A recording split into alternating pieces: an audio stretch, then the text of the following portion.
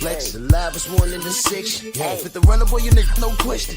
You will run a motherfucker hot stepping. Hey, you never had a big enough weapon. Motherfucker never learned your lesson. I'm a 88 pack nigga. I'm a 88 pack nigga. I mean, day walker, drink blood, fangs out, full moon, motherfucker change like a hoe, nigga. I'm just a nigga from the hood trying to stack a little cheddar for the money. Yeah, buddy. Yeah, buddy. All right. Now look, I wanted to talk about what the strategy is for both of these men. And we'll do that. We'll do that. Got a phone call from the Sensei Stormy B man this morning. He went live this morning to talk about something that happened in the Grand Arrivals yesterday. And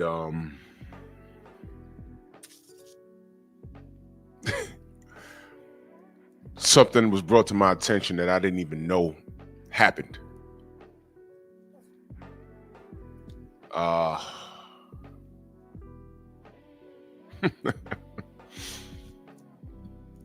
I need you to understand that this more than likely can be a teachable moment for everybody.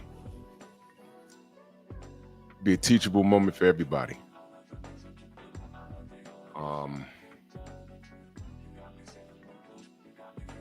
Stormy called me and he brought something to my attention, and now that I've let it marinate, it's pissed me off.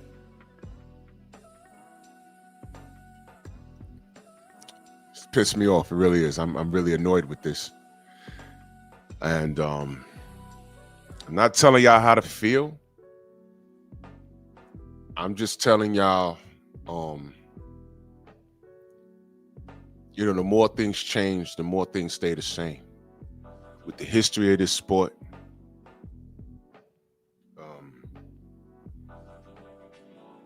people will try and mystify the whole thing by talking about, there's no racism in boxing. Black fighters are making millions of dollars. Bud don't have to do a thing after this fight. Floyd Mayweather don't have to do anything. As far as I know, last I checked, the man's worth $500 million. Things, I don't know what's in his bank account now. I don't know. Mike Tyson has rebounded quite nicely. These guys are living very comfortable lives. And we got to go to work every day. And we just, talk about them because we love this sport. And, I always say, we love a sport that don't love us back. When I say the sport doesn't love us back, what do you think I really mean? It means a multitude of things. And forgive me, I'm skipping the roll call this morning, but I need to get to this smoke immediately. When I say this sport doesn't love us back, when I say us, who do you think I'm talking about?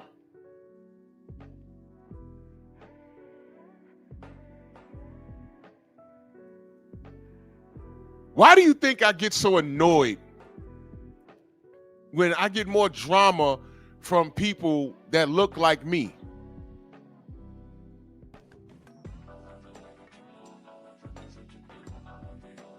I get it. Oh my God. Nobody cares about about race and boxing until we stand in the pocket for our own. No one cares.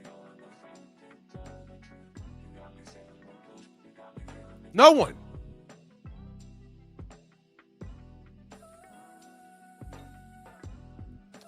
BFTB goes to the Lomachenko and Devin Haney fight. And the things that the brother told me that was said to him right there to his face, one of the things that was said to him is, "You're just rooting for Devin because he's black." And the person that said it, guess what ethnicity they were? They were pale-faced white with green eyes, rocking yellow and blue. So let me guess. You're rooting for who? The Matrix, right? Well, how'd that work out? Broken ribs and crying like a bitch.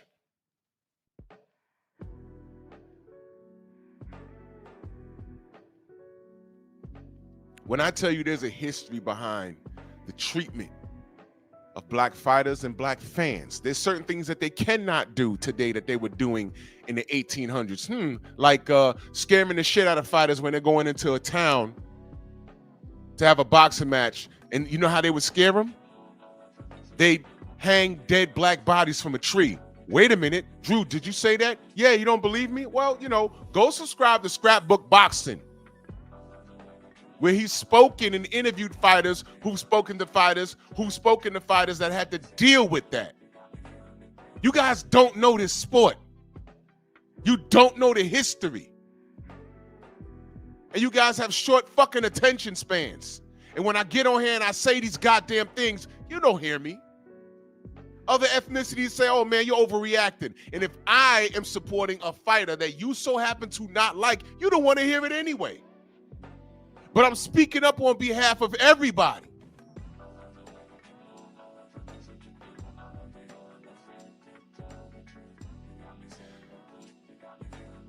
I was just watching a video before I laid down last night, and I'm talking about Bud and Canelo all week long. But let me explain something to you. Next week, I got a lot of smoke for Mellow Yellow. Because that midget motherfucker got some nerve. And that's all I'm going to say. Oh, yeah. You got some nerve, dude. You got some nerve.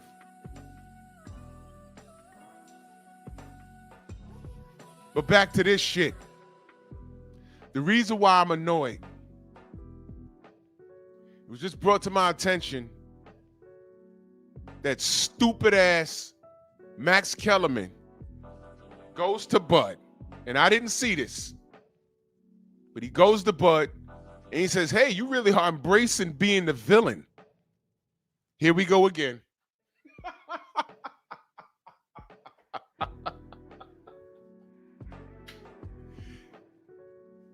Here we go.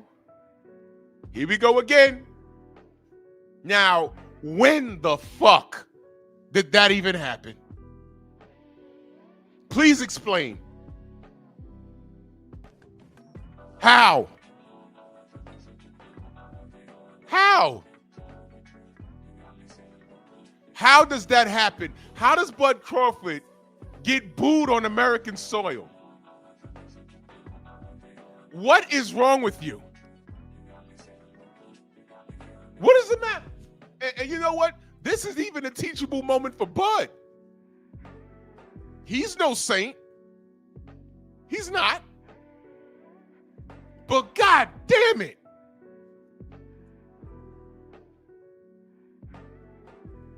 When are we going to take charge? Now, I didn't see it. I don't know if Bernie was standing there. I don't know. And I know more than likely, Bud, either if it didn't go over his head, I'm going to say it one more time. If it didn't go over his head, maybe it's like, man, my bank account, I don't give a fuck about what these niggas are saying. I don't care. But let me tell you what happens when you don't address things like that, when you don't put these dudes on blast. Those are what you call warning shots. And them not addressing that is exactly how Larry Merchant ended up on the couch after Wilder got cheated in the second fight versus Fury. The first thing I said was like, wait a minute, who the fuck let him in? That's the first thing I said. HBO was gone. What the fuck is he doing there? And it didn't take him long. Bye-bye, Miss American Pie. Is this the last we seen? And no offense, of the last great black hope? I was like, what the fuck? Whoa! And Sean Porter saying he's sitting there with all of his teeth out his mouth. I'm like, what? Oh my God. You niggas don't get it. You don't get it. Now, if Bud ignored it, he ignored it. But if it went over his head, to me, that's also an issue. I know Bud got trust issues. I know that. I know where that comes from. A lot of fighters got trust issues. You remember when Deontay came back? He said, I'm not talking to the media. He talked to us, but he said, I'm not talking to the media. Y'all like to bend and twist, but meanwhile, Deontay was the villain. That's my point. And I'm asking you, how did that happen? Fury was trying to get out of the third fight, which was legitimately the rematch. He was trying to get out of that fight. Well, how's that a rematch, Drew? Because that was the third fight. I'll remind you, because a lot of you don't know. Deontay threw him a lifeline and gave him the first fight. There was no two-fight deal in that. They fought to a draw, which was nonsense. It was nonsense. And people went around talking about, oh, D ain't gonna want no more of that. Andre Ward said that. Right after the fight, Deontay said, I want to run it back immediately. It was Fury that didn't want to run it back. Bob Arum signed him and put him on 2 times on ESPN and didn't sell anything because no one cared. He needed a dance partner. And that's when they did the other fight, which was legitimately the first fight, technically. The second fight was really the first fight. And that's when he cheated him again. And then did it a third time. But that third fight, he was trying to get out of it. Y'all remember him trying, we getting AJ in Wembley. They put it up on BoxRec. You remember the UK British teeth? Nah, nah, nah, nah, nah. I was like, yo, it's still in arbitration. What are y'all talking about? And Deontay won it. He had to fight to get the rematch. He had to fight. And none of you knuckle draggers said anything on American soil. The man, Fury was trying to get out of a contract. And y'all didn't say anything. If that was Deontay trying to get out of a rematch, something that he signed, y'all be on here dragging him. And when I get on here and talk about code, y'all, I don't know what you're talking about. Ain't no code. Yeah, you goddamn right, there ain't no code. Not with you. Your mama failed. Your daddy failed. If you even know who the hell he is. And all kinds of things. So Bud shows up, Grand Rivals, and he's the villain. Let me explain something to you. This isn't a decade ago when Floyd Mayweather Jr. was still fighting, when he had to behave like a certain character to turn heads. This ain't that, because the money's guaranteed. It's already there. When did it become a sin and a shame to say I'm black and I'm proud? When the fuck did that happen? Y'all have no pride. Y'all have no pride at all. At all. Y'all disgusting. Absolutely disgusting. I could not have been standing there. Because the moment Max, if I was standing right there and he said that to Bud, I'd have been like, Max, what are you talking about, Max? Elaborate. And I'd have took his mic from him and put it in his face. Elaborate. What do you mean Bud is really embracing this villain role? What do you mean? There ain't no villains here. As a matter of fact, the motherfucker wearing white is the one that popped dirty. How is he not the villain? The color of a colonizer with the matching hair.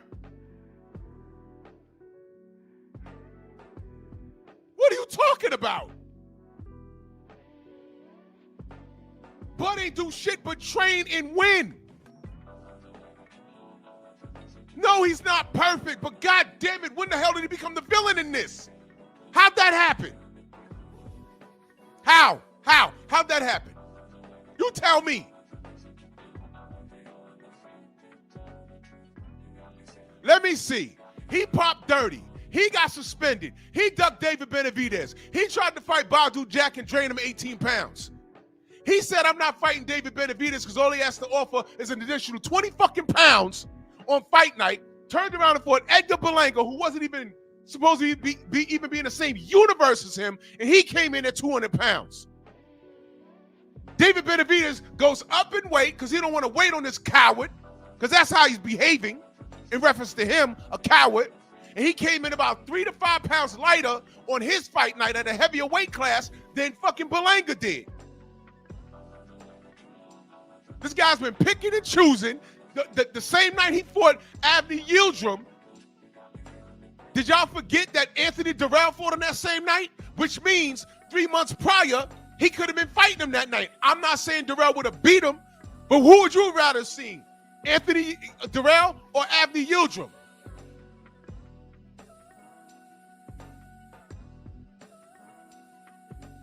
Who's the villain?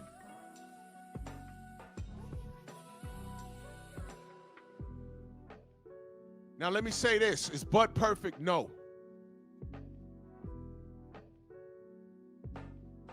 But I told y'all, we need to be very careful.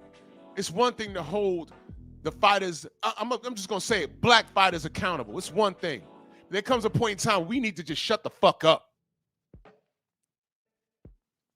There comes a point where we have to hold shit, we have to hold our tongues and keep shit in-house.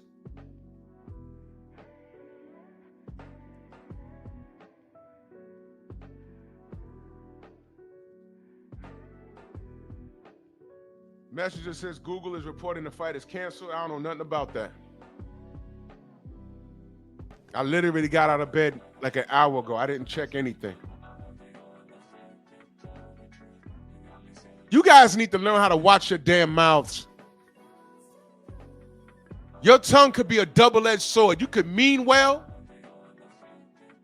but you could do a lot of hurt in the process, man. You guys got to know when to shut the fuck up. Now, I told y'all, ain't been no Mexican flags on these black channels because they're concerned. And if you missed Stormy's Tuesday night tussle last night, go watch the replay. Normally leading up to a Canelo fight week, there's Mexican flags. These dudes is trolling. They all over the place. They've been awfully quiet. Do you know why? Good morning, Diana. Do you know why? Because they know what Canelo's up against. They know what could potentially happen. That's why. That's why they're quiet. But I looked at the grand rivals. I looked at the chat. They were all over there. But they're nervous about this one. They're nervous.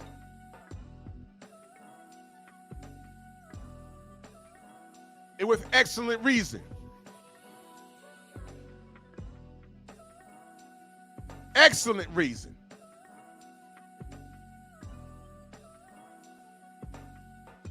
We got to know when to be quiet.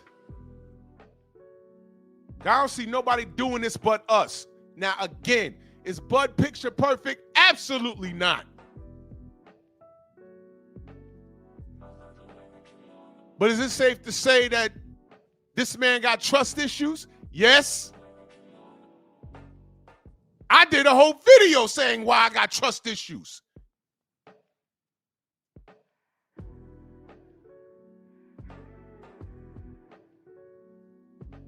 The majority of motherfuckers that I don't trust in these internet streets, they look like me.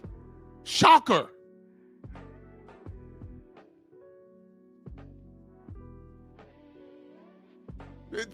Bro, this ain't the time for personal beef. It's really not. Max Kellerman, just put that on him.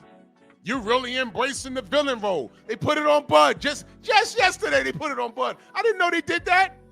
How is he the fucking villain? All he's doing is he's winning.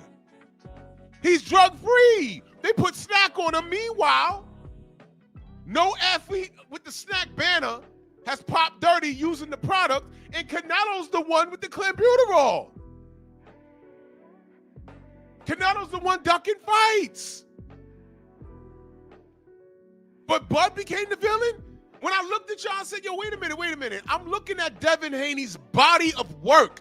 How the fuck is he the villain? Oh, wait a minute.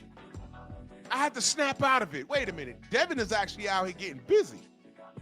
His contemporaries got these weird-ass fans that while I'm talking about getting busy in the ring and legacy and belt collecting and Hall of Fame resumes, y'all niggas talking about braids, tattoos, and cars. We're having two different conversations. While I'm speaking proper English, y'all language is slurred. You can't speak a sentence without saying, nah, I mean, cause you know what I mean? Know what I'm saying? Know what I mean? Shut up! Shut up! Shut up! Go somewhere. Get out of here, man. And when you sprinkle in a lot of ignorance, you add to the dysfunction. You see, we're supposed to be supporting Bud off of GP. Do you YNs, do you know what GP even means? Y'all heard it. Y'all used it. Don't help them. Don't put it in the chat. Don't help them. But if there's a YN watching me right now, what does GP mean? It's an acronym for something. It means something. Do you know? You probably said it. Oh, man, I'm going to do that off of GP. What does that mean? You probably spelling it as a word. GEEPEE. No, it's an acronym. What does it mean?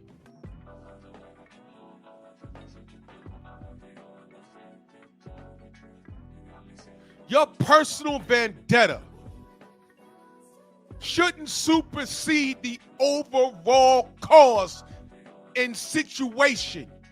You gotta know when to shut the fuck up. Put it away, man. Your personal beef shouldn't be bigger than the overall cause. And I don't care how Bud feels about me personally, how he feels about an LDBC or a champ side or anybody. I don't care. Because I know what he's up against. I did not know that Max Kellerman said that to him. But now I'm telling you. And some of you saw it and it went right over your goddamn head. It went right over your head. Now, I didn't see it. But it pissed Stormy off that so bad that he had to go live on the way to work. You guys don't get it, do you? You will never get it. You will never get it.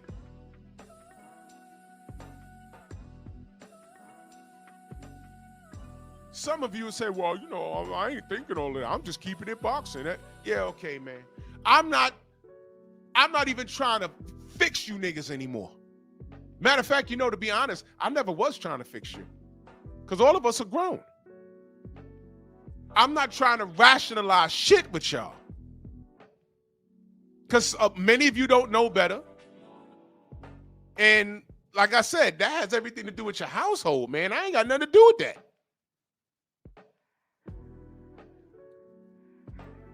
But know this.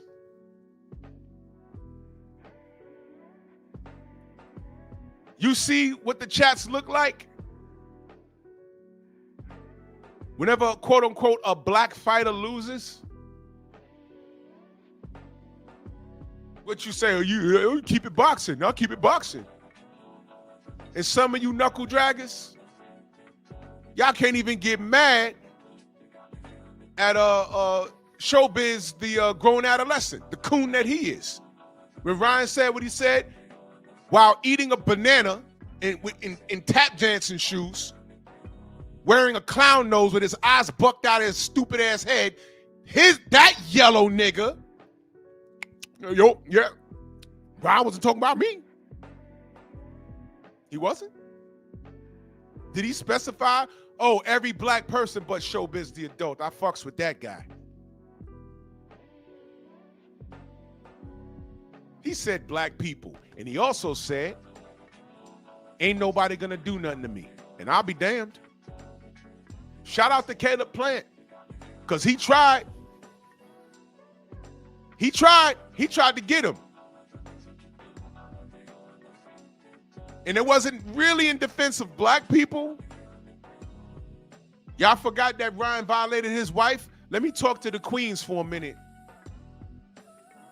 Black women, y'all say that y'all are not protected. Y'all out here causing a lot of drama. Y'all are. But that's another topic. But y'all not protected. Well, Ryan violated a black woman, a professional, well-spoken wife. Hey, ladies, she successfully divested. Caleb Plant is white. He's a multimillionaire too. So she's winning, sisters. But the sister got disrespected by a racist. And the only person that tried to put mitts on Ryan Garcia was Caleb Plant. What happened? What happened to the Sisterhood's 1,000 videos? What?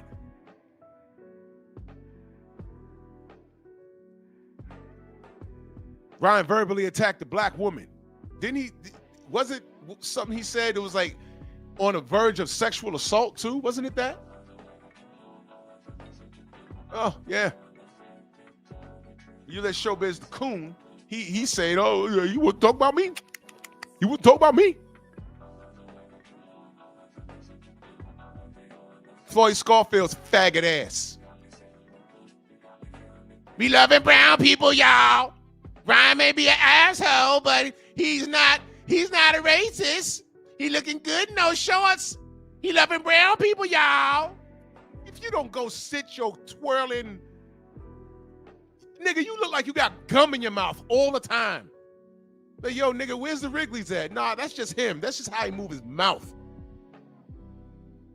Man, I'm so tired of you buck dancing, clueless, off cold, yellow back niggas. I'm so sick of y'all. I'm so sick of you.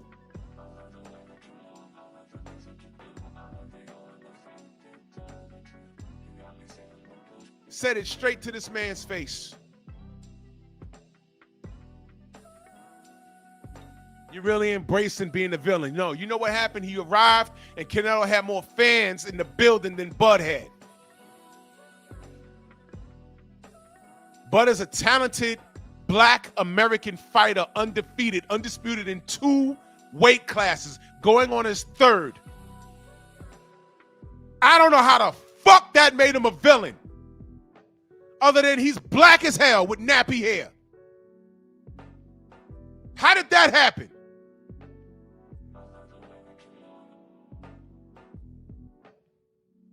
And if you didn't know, he said it, now you know. Content creators, what you gonna do? This dude is a pale-faced, freckled, red-headed Mexican, and he's getting cheered on our soil.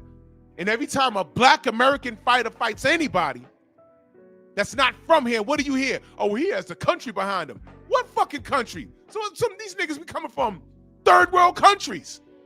And I'm not firing shots, but this is America, man.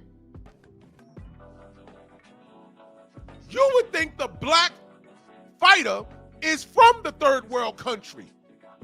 What are we talking about? Man, when Josh Clottey I think he beat Zab Judah. When he went back to Ghana, there was a parade for him. And I said, damn, look at that. Look at that. Shit. He's doing interviews. I said, man, you know, this ain't even Zab from prior to that fight. I said, this ain't even Zab from 3 years ago. But hey, they celebrating their guy. I fucks with that. Devin went to Australia 2 times, one to win undisputed, the other time, and by the way, the first time he went over there to win undisputed, he had half a corner. They stopped his cut man at customs. Bill didn't arrive there until like the 11th hour. He went up there against all odds and pitched the shutout. When he came home, there was no parade. None of you niggas can. And then he has to go back there and win it, and y'all still don't care. And then you wonder why we get treated the way we get treated. Y'all add to the fucking dysfunction. What is wrong with you?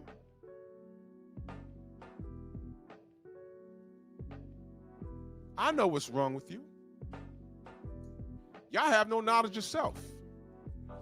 Oh, I know about slavery. I watched Roots. I was walking around with a kufi in the 90s. I used to have dreadlocks.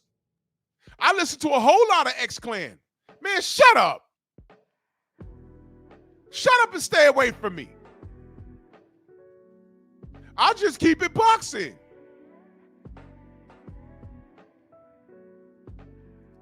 Congratulations. Now Bud is the villain. Don't know how the fuck that happened. But it just happened yesterday. And in the words of Ryan Garcia, y'all ain't gonna do shit.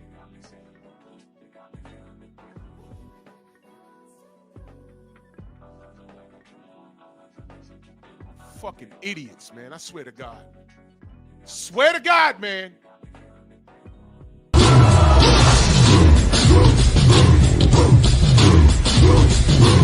Yeah, go on!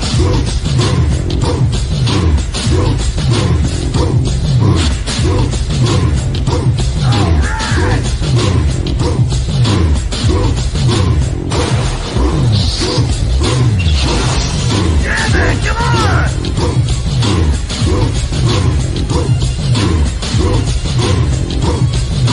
Yeah, man, come on!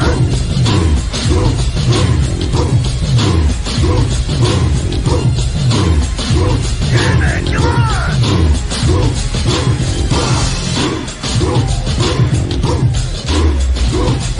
Yeah, man, come on!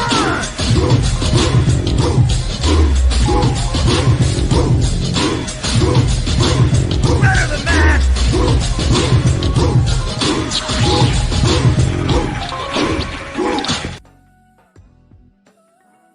So Mule says America has so much sports to cheer for. America didn't get behind Plant like that when he fought Canelo. Bud got a parade in Omaha. Well, let's talk about that. First of all, American boxing fans are dumb as hell. American boxing fans are the worst fans I've ever seen in my life.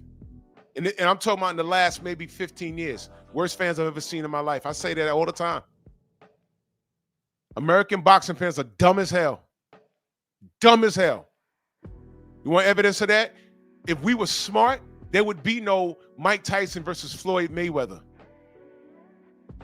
Listen, they won't even on fight night, the last fight night champion on my video game that I still play today.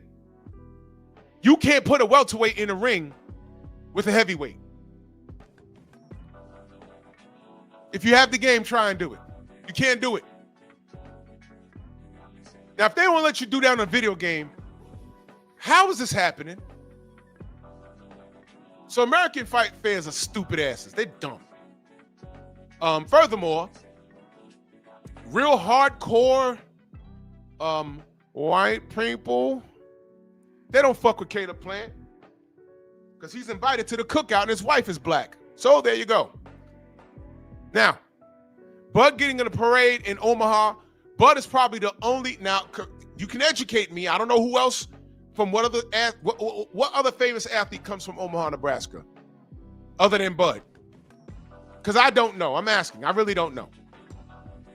But so far to date, he's that dude.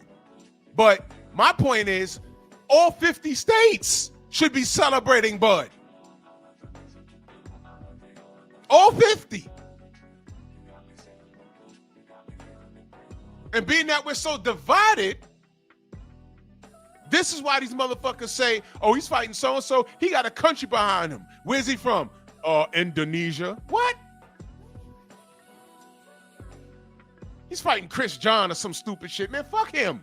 And I say that respectfully. I'm just using that as an example. Chris John is a Hall of Fame fighter. But it's Indonesia. Who the fuck cares? This is America, right?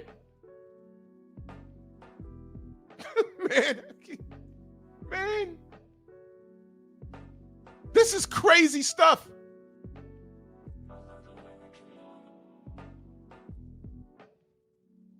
Crazy.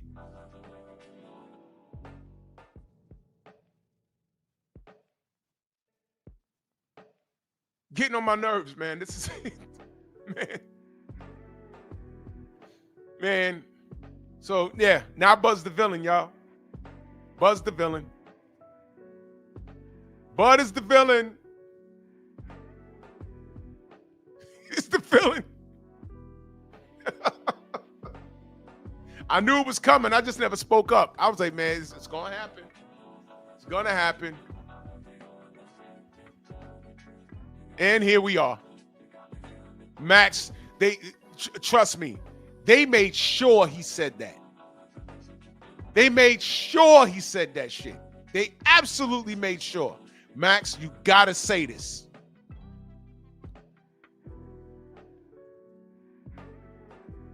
Now, I'm going to tell y'all something. I'm going to tell y'all something right now.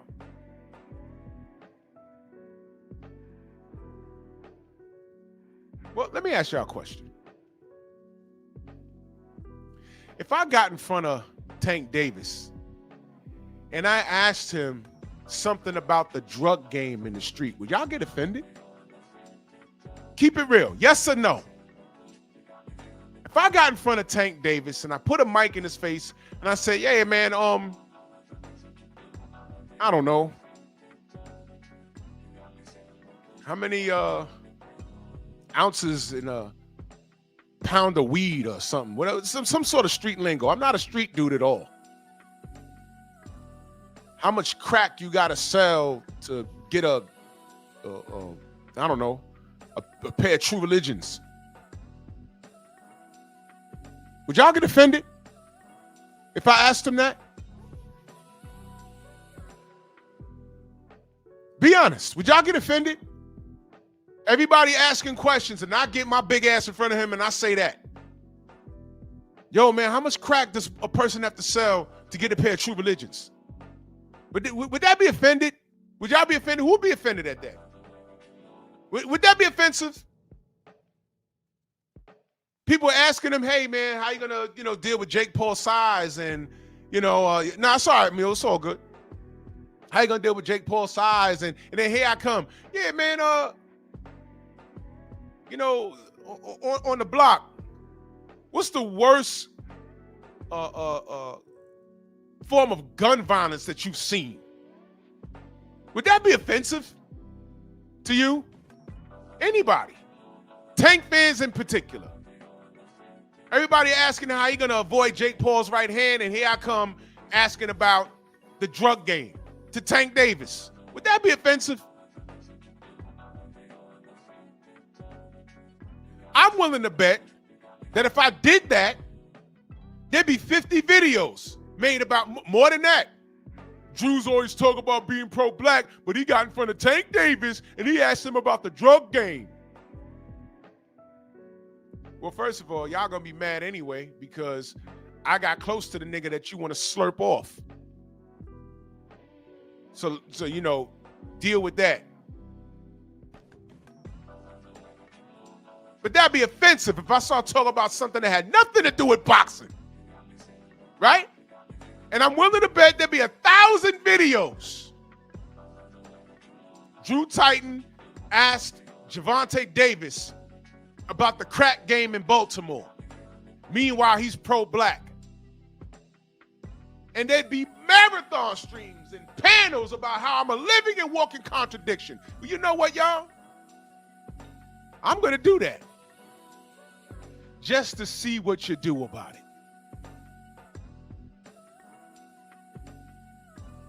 What'd you say? Yeah. I said that shit for a reason. And I'm going to do it. I'm going to do it. just to see what you're going to do about it. Nothing. Do your videos. And I'm going to remind you, Max Kellerman, for no reason, went to Bud and said, you really are embracing being this villain. My question to you is, when the fuck did Bud Crawford become the goddamn villain? When? How? Why? Who? What? When? Why? How? What? What? What? Okay, so if Bud is the villain, fine. When I see Tank Davis, I'm gonna ask him about the crack game. Fair enough? Oh, Drew capping, Drew bugging. I'm telling you, I'm gonna be in front of that kid. I'm going to be in front of that kid. And I'm gonna do it. You're gonna hear my voice. I'm gonna ask him about the crack game. Because he's a street nigga, right? Salute Black Gun Owners Magazine, yeah. Because they knew what type of time I was on this morning. Because he's a street nigga, right? Right? He's a street nigga. So I'm going to ask him some street shit. I'm going to ask him some street shit.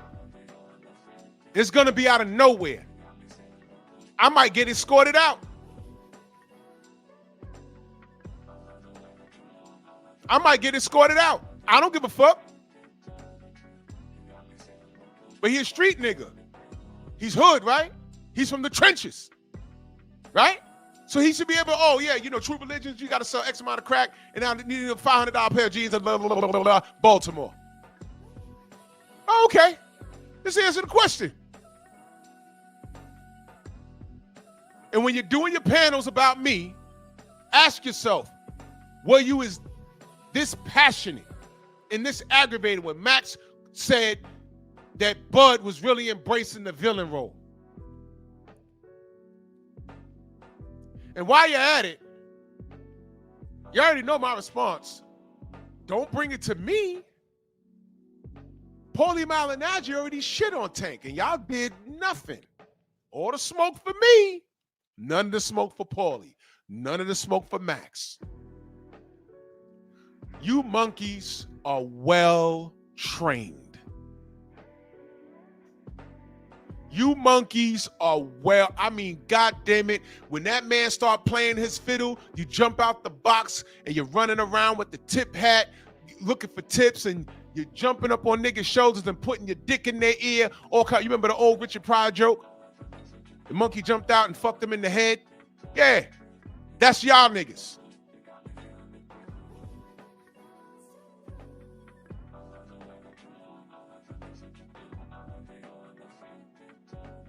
Will, what up, bro?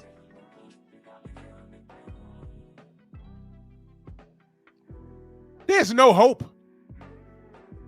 I've come to terms with that. Is there hope? No. Absolutely not. Monkey! I cannot stand y'all. Hello, monkeys. Mauricio Suleiman pretty much rules the WBC with an iron fist. He allowed Franchon Cruz Dezern to get cheated. He allowed Deontay to get cheated. Jaime Munguia has been exonerated. Did you see that? Did y'all see that? Did y'all see that? Now, I waited. I wanted to see who's going to talk about that. Nobody, because y'all don't give a fuck. Who's the other motherfucker in the Reynoso gym a little while ago that popped? He was exonerated too.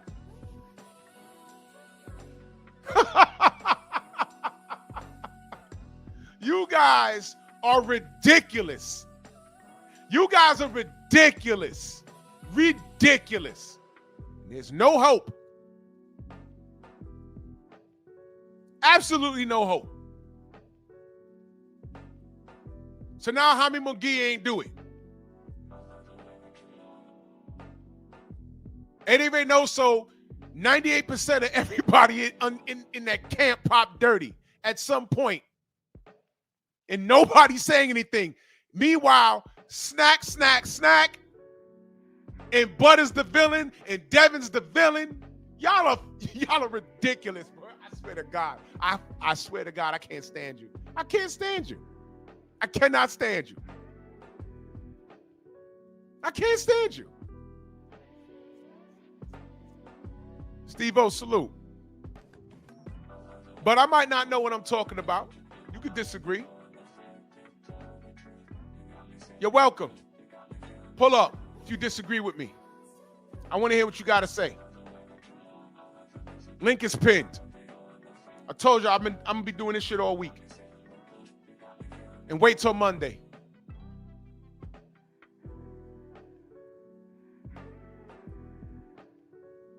You let me know. I disagree with you, Drew. Come on up. Let's have a conversation. Anybody. If you disagree, click the link.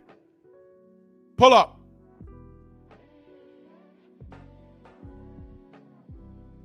Keep telling y'all to get educated. I keep telling y'all. How many times a YN came through here and I said, hey, man, go to subscribe to Scrapbook Boxing and just listen. Y'all motherfuckers go everywhere else and listen to everything else except what's important.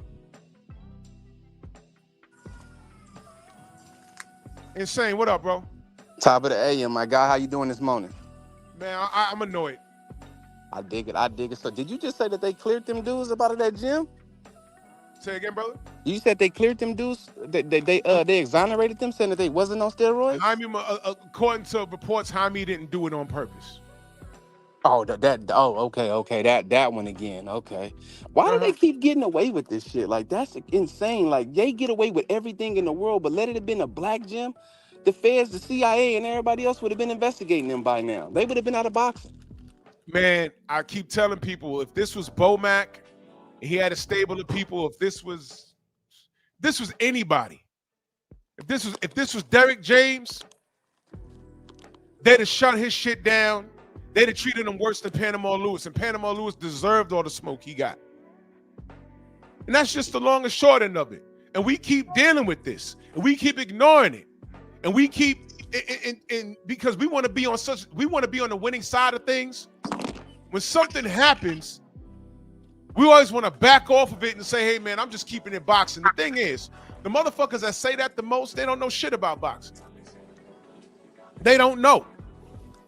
Definitely, man. And I refuse to engage in a detailed conversation if you were born like in 2005. And I say that respectfully. You don't know what I know. Unless you're some sort of savant and you've read books, I'm not trying to talk to you. I'm really not. Because I'm sick of this shit. Now Butter's the villain? How'd this happen? Come on, bro. Come on, bro. Man, come on, man. This is ridiculous, man. Well, it happened the day he was born. It happened the day he was born. That's when Bud became the villain. Man, salute to Clarissa Shields. Because she really shined a light on a bunch of these niggas, man. She really did. And I said this a while ago. All these brothers need to be showing up to everybody's fight. Clarissa there's not a press conference that I've been to that she hasn't showed up. She's everywhere, man. She's everywhere. And you can hear that super chat. Readers Marshall says boomstick on their back, Drew. That's the penal for desertion during wartime. Yeah, bro, I know. There's a reason for that. Oh, I know. See, Drew, I feel like, they against us because we black, so we always been the villain regardless. So it's easy for them to put that on us because that's what they've been saying about us. You know what I mean? So, fuck what they feel. I believe that people need to stop fighting dudes out of that Reynoso gym. You know what I'm saying? And really shine a light on them. There needs to be investigation, but it's not investigation if everybody won't do nothing or say nothing and dudes are still fighting them. You know what, though? Ain't nothing going to change because we deal with it. We deal with it. We're not even dealing with it. We put up with it. And it's horrible. And this pissed me off. I really didn't want to talk about this morning. But when it marinated, it pissed me off so fucking bad, man. It pissed me off so bad. It pissed me off so bad. Because here we go again. And now all of a sudden, but when, man, I'm so tired of this shit. I'm tired, brother. I'm tired. You know what? Let me go to Coach Hudson immediately, bro. I'm gonna go to Coach, and I'm gonna go around the panel. Let me go to Coach Hudson immediately. Go ahead, brother. Go ahead. Salute, brother. Can you hear me? Loud and clear. Man, peace to everybody on the panel. Peace to everybody in the chat. I'm not going to take this moment to say, I told you so or anything like that. But family, aren't y'all tired of having to wipe the egg off of our faces after defending racism in the sport of boxing? After stepping forward and saying, let's not talk about race. Somebody got some crazy background noise. But let's not talk about race. When I said last year that they have brought back Max Kellerman for a reason, people got mad at me. When I called them out and said, you all need to stop allowing people into our spaces without being vetted, they got mad at me. But then when Sean Zattel and Sean Porter got up there and were doing what they were doing, people got upset. When I told you all that Max Kellerman was going to be back to paint a certain narrative before Crawford even gets settled, Max Kellerman is in his face saying, what? You are embracing being the villain. Now, as a member, an honorary member of the black delegation, we have an issue. I can't even call out the real enemy because we are so divided. Let me just say this to the people. When you all say there is no code, we aren't on code, we're too divided. You all remind me of a soldier who has been told the rules of engagement, but you refuse to acknowledge that you are in a battle. You refuse to acknowledge that you are in a war. My brother Freedom's March and I, we talk about this a lot. We know each other enough where I don't have to guess if Freedom's March is going to be on code and stand up and be a man, because him and I have a very similar background. Being amongst racists, having to serve with them, understanding that regardless if you know you're in a battle or not, you are in a battle. So you might not think there is a code, but guess what? Everybody else around you, all the enemy forces, they're on code. Regardless if you want to acknowledge that that is your enemy or not. Crawford, who is the American champion, is being booed right now. He's being painted as a villain right now. So regardless if you like it or not, regardless if you want to be on code or not, there is still a bloodthirst for a black punching bag, no matter where it is, whether it's football, whether it's basketball, whether it's boxing, whether it's the black supervisor on the job that some of you all are giving hell, or the black supervisor on the job who is a self-hating supervisor and gives you hell that you're working up under. This is a microcosm of society that we live in. Now, some of you ain't gonna like what I'm about to say, and I really don't give a damn. We show you that there's poison right here and you still eat it. We show you, look, brother, you should be on the same page as your brother, because we have enough of them that hate our brother, just not because he's not a better boxer, because he's a black man.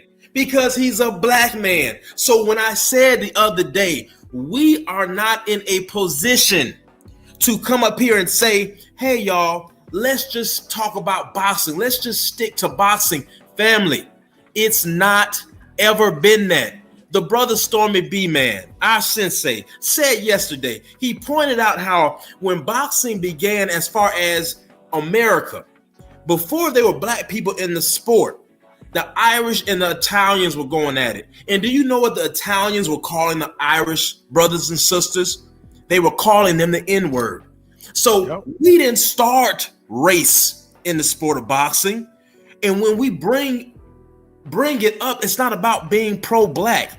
Nobody calls a Mexican a pro-Mexican if he's rooting for Canelo and says, that's my people, so I'm rooting for him. Nobody does that with any other people, but we want to sit up here and act like when we are rooting for our people just because off of, like the brother Drew just said, GP, that it is an issue. There should not be no issue with that. But let me say this, because, you know, brother Drew, my brother 78, my brother Freedom's March, Stormy B-Man, and a few others. See, we're like-minded. And I know that if we were dropped off in the middle of anywhere in the world, I wouldn't have to worry about them allowing something to happen that would put us in danger with not being on code. We are on code enough to understand that we are black men. We are in front of the world right now. So right now, it is fight week, and we need to have this brother's back. We can deal with our personal crap later. But some brothers, and this ain't just the YNs, it's brothers my age and brothers that's older. You hate your brother so much that you still can see that your brother's being lynched in the media or physically lynched, and you still won't do nothing. You still won't act right. So right now we are in the valley of consequences. The disrespect, everything that's happening is going to get worse. Let me show you how much they don't respect you. Ryan Garcia, who has done all the crap he's done, and you all know what I'm talking about. We don't have to go deep into that. But look at what the Ring magazine is doing right now.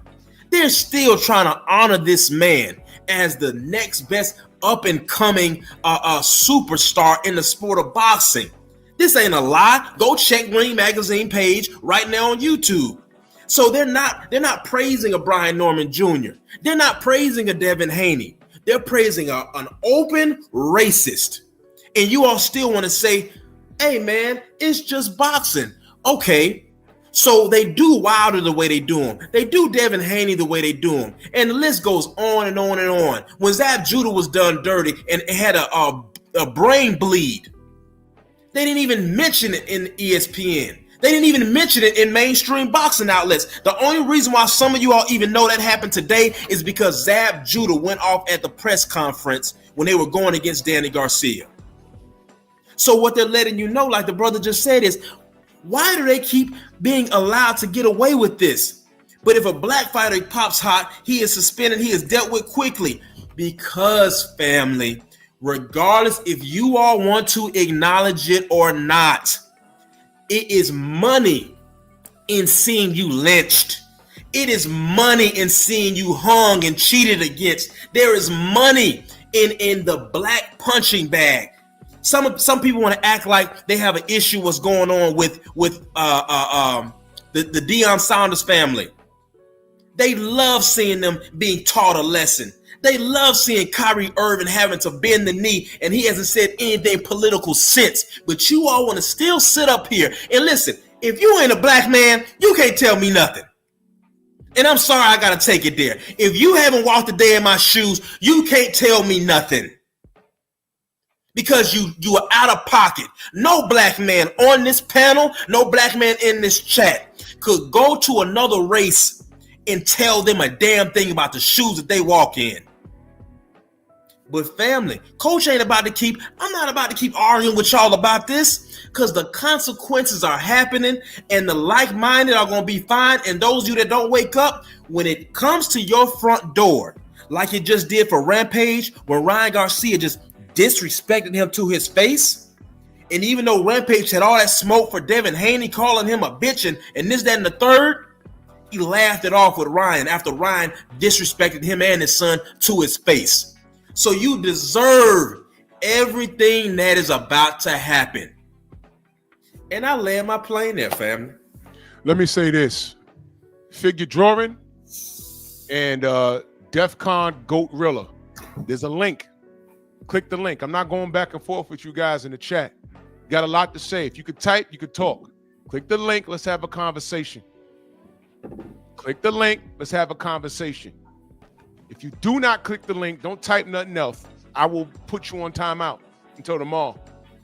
Click the link. All right, because figure drawing, I know you're a child. You're 18, and now you're saying that you're mixed. Oh man, you definitely need. Oh, now you're leaving. You see what I mean? Now you're leaving. You have a lot to talk about. You have a lot to type. I'm just saying, join the panel so we can have a conversation.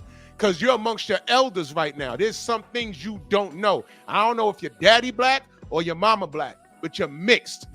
Go talk to the black parent and ask them what it's like. Talk to them. You have no clue. You're a child. This is an education. Remember when I said sometimes you got to know when to shut the fuck up and learn? You see, you're still salty that you got put on blast a few days ago. Put that shit aside and learn something. Put it aside and learn something. This isn't us just on here ranting. We're not just throwing punches to the wind. We're arming you. He mentioned something in the chat about Donald Trump. You say you're Mexican because Donald Trump wants to deport. Listen, he just threw out a bunch of Koreans the other day. 350 of them. He's getting everybody. Obama deported more people than Trump has. Did you know that? Now, to this other brother, Goat Rilla. Where's his brother at? You're a real channel. Click the link. Click the link. Please. This is what you had to say. This damn sports, not politics. On code, you're serious here? I'm very serious. And those other people depend on you. Your pro-black ass. I just went to your channel. You're in shape. You're showing abs. And I think you're pro-black, right? I could be wrong, but if you're pro-black and you're militant, you come here to say this, you have no idea, but I'm willing to have a conversation with you. Please click the link. Brother, let's talk about it. Let's talk about why you say what you say, and I'm going to tell you why I say what I say. Because the problem here is people don't know what they don't know. And you're not willing to learn. You're coming up in here trying to bust shots, and the thing is you don't know boxing, and you don't even know why we're on here griping like this. You have no idea. None. Black man, I just said they deem Bud as the villain. And I'm telling you, they always do this. Whether you're legitimately Mike Tyson or well-spoken like Lennox Lewis. It don't matter. You knuckle draggers have no idea. You young YNs have no idea. You half-breeds have no idea because you embrace the ones, the side of your ethnicity that has the least smoke. The kid just said, I'm Mexican. Now tonight, this morning, he's saying he's mixed. Figure drawing. Yeah, you just said you're Mexican. Today he says this. Living, walking contradiction. This is what I'm talking about. Now you have African blood. So if Bud wins, you're going to be black. If Canelo wins, you're going to be Mexican because you were just only Mexican Sunday. Ladies and gentlemen, this is the bullshit that I'm talking about. Now, back to this dude. What the fuck does Dr. Umar have to do with anything that we're discussing here? Do not move the goalposts. You walked into my house, the strong house. I'm trying to unite black people. But I gotta deal with dumb shit like this. What the fuck does Dr. Umar have to do with anything? You goddamn CIA plant? What the fuck you got going? Let's go to his page. Let's go to his page. Because all I want to do is click the link. All I want you to do. Let me show you what he got going on his page. And this is what I'm talking about. This you? Delta DEFCON? This you? Hello? Is this you? Hello? The Goatrilla. This is his page. I didn't click on the video yet, but I'm assuming he's pro-black. I'm assuming he's pro-black. Why are you here? When I'm speaking up on behalf of my people, why our people, why are you here trying to deflect and move the goalposts based off of what we're dealing with, which is, according to what I'm looking at, something we should be united on and standing against? Do you I'm have trying to see if any you can idea hear what we're me. talking about? You can hear me. Loud and clear. Go ahead. You can hear me loud and clear. Loud and clear. See, this the problem. This the problem with niggas like you right here, right? You pulling up my profile, right? You see my profile? You have a channel. I shared it with the public. You see what that is? Tell me what it is, brother. Go ahead. Nigga, you can't see what that is. You know who we are? Enlighten me. Who are you? You don't know about NFAC militia? No. Educate me. How you not know about NFAC militia up here holler about Umar, all this other black shit, nigga? How you don't know who we are? We the ones who came out for this shit. We the ones who came out for Breonna Taylor. We the ones who shut down Stone Mountain. We the ones who shut down Kentucky. Myself. Wait, hold on. Stop. Let him cook. Huh? Go ahead. Let him cook. 300 gorillas. You don't know about Grandmaster Jay? You don't know about Otha Wallace killed that cop in Daytona, nigga? Nope, and nope. How you so pro-black? You don't know none of this. What the fuck does any of that have to do with what I'm talking about so here? Now Now you're gonna be quiet. Now you're gonna be quiet, nigga. What the fuck does that have to do with me talking about what they're doing to Bud Crawford right now? Go. And you just try to sit up here and big up motherfucking Dr. Umar. Nigga, who the fuck bigged up Dr. Umar, dumb nigga? I asked you a question, stupid. I asked you, no, Freedom's March, chill, I got this. I asked you a question, dumb nigga. What the fuck does that have to do with me defending a black man in the realm of boxing? Go. The shit you doing, nigga, that shit don't mean nothing. Shut the fuck up. Answer my question, you dumb nigga. What the fuck does you have to do? What does that have to do with me defending Terrence Bud Crawford against racism? Answer the question, nigga. YouTube platform, silly ass. You silly, stupid, mask-wearing, coward-ass nigga. I'm gonna ask you again, dummy. And this is the problem with the black community. Niggas like this, you walking around wearing masks, you look just like ICE. You're a fucking coward. I'm on here defending a black man, and here you come talking about Dr. Umar. Nobody brought that nigga up. I'm asking you, black man, what the fuck does that have to do with me defending the integrity and the fighting ability of a black man, dumb nigga? Go. Like, share, subscribe, nigga. Shut the fuck up, you stupid, false, knuckle dragging, fucking feet looking like hands swinging from a fucking tree. Dumb, false nigga. Chill, Freedom's March. I got this. Right. You stupid nigga. I asked you a question. Just because you dressed on militant, that don't mean you understand what the cause is. We over here minding our business in defense of a black man, and here you come on some bullshit. I don't know who you are. I don't give a fuck about what you think you represent, because if you represent anything that has any morale or integrity, you'd be here bigging us up in defense of Terrence Bud Crawford. So I'm gonna ask you for the last time, you stupid ass.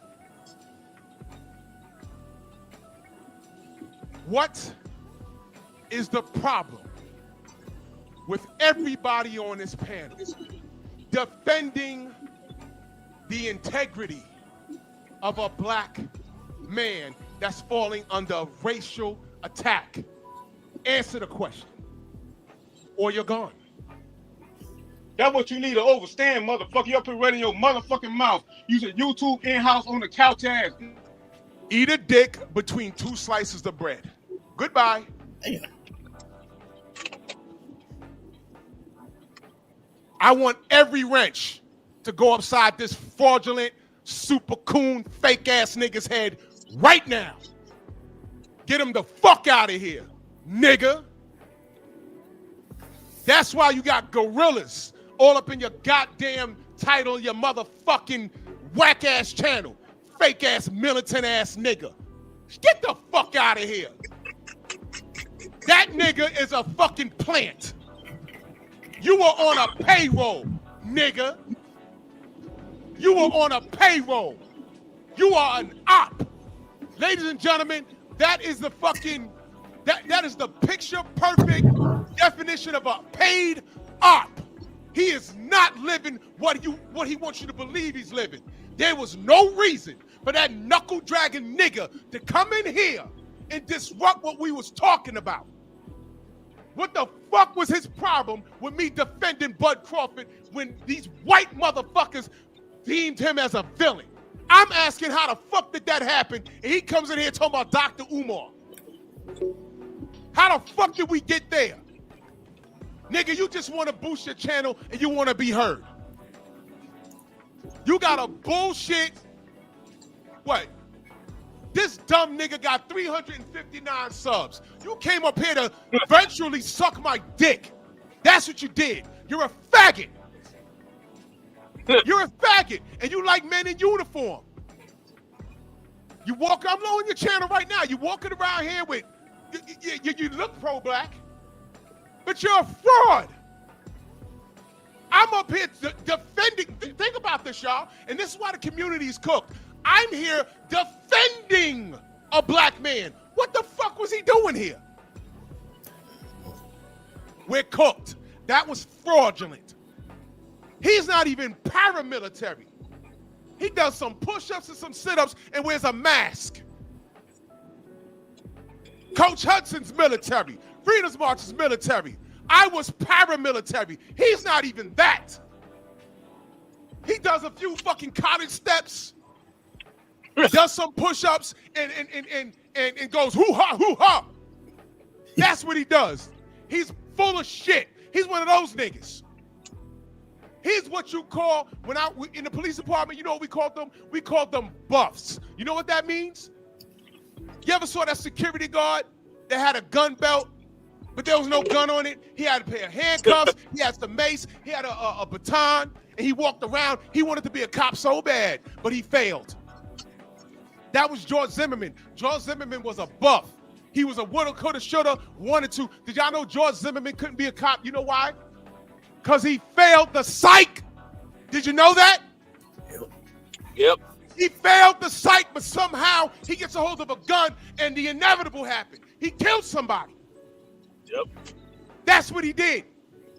So when you see niggas like this goat gorilla nigga with 359 subs, and we on here defending Bud Crawford, we're defending the integrity of Bud Crawford, and he comes in here to start drama, that's what you get. And there's a lot of niggas running around here like that. Right now, there's Mexicans laughing at this whole fucking segment right here. Some nigga named, what the fuck is it? Jen Defcon Goatrilla.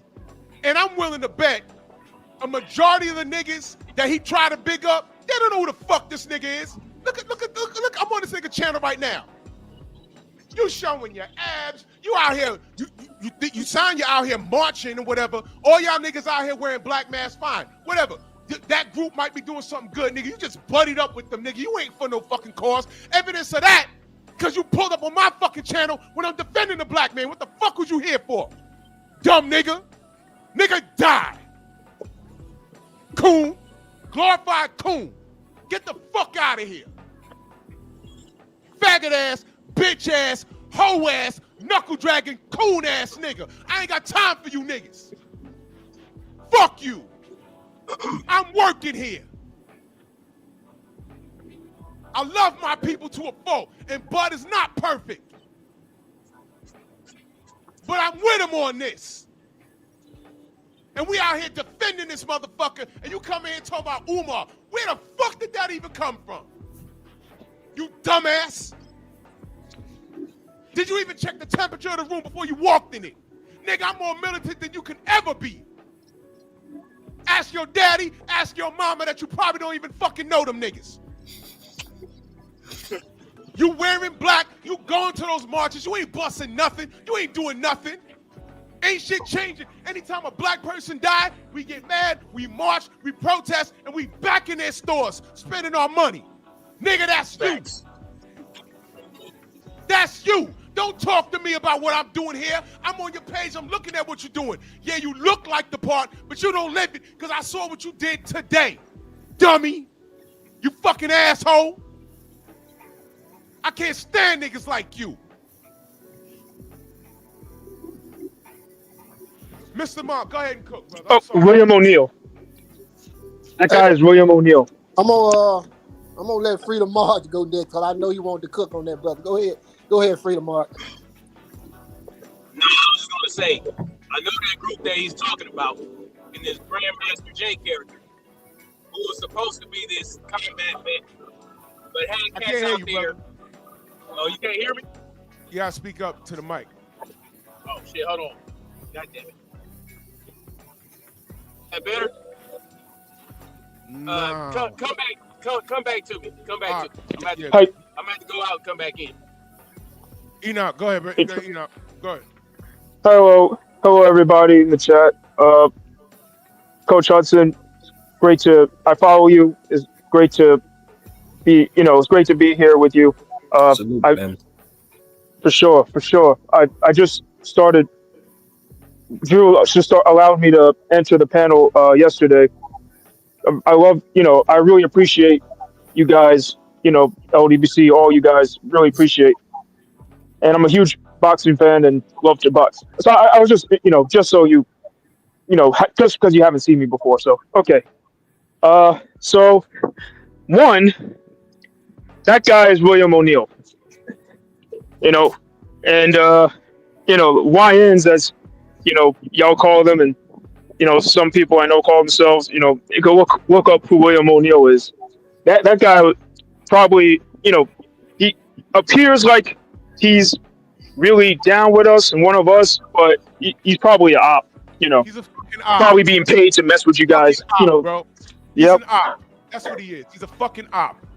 Yep. I know him when I see him. Yep. And For sure. whatever group he's affiliated with, all right, let me say this. I don't mean no disrespect to the group. And not for nothing, I do know exactly who he's talking about. I wanted to see if he knew. That's why I asked him. That group needs to be careful with him around it. That's what I'm saying. They need to be careful because he's putting shit online.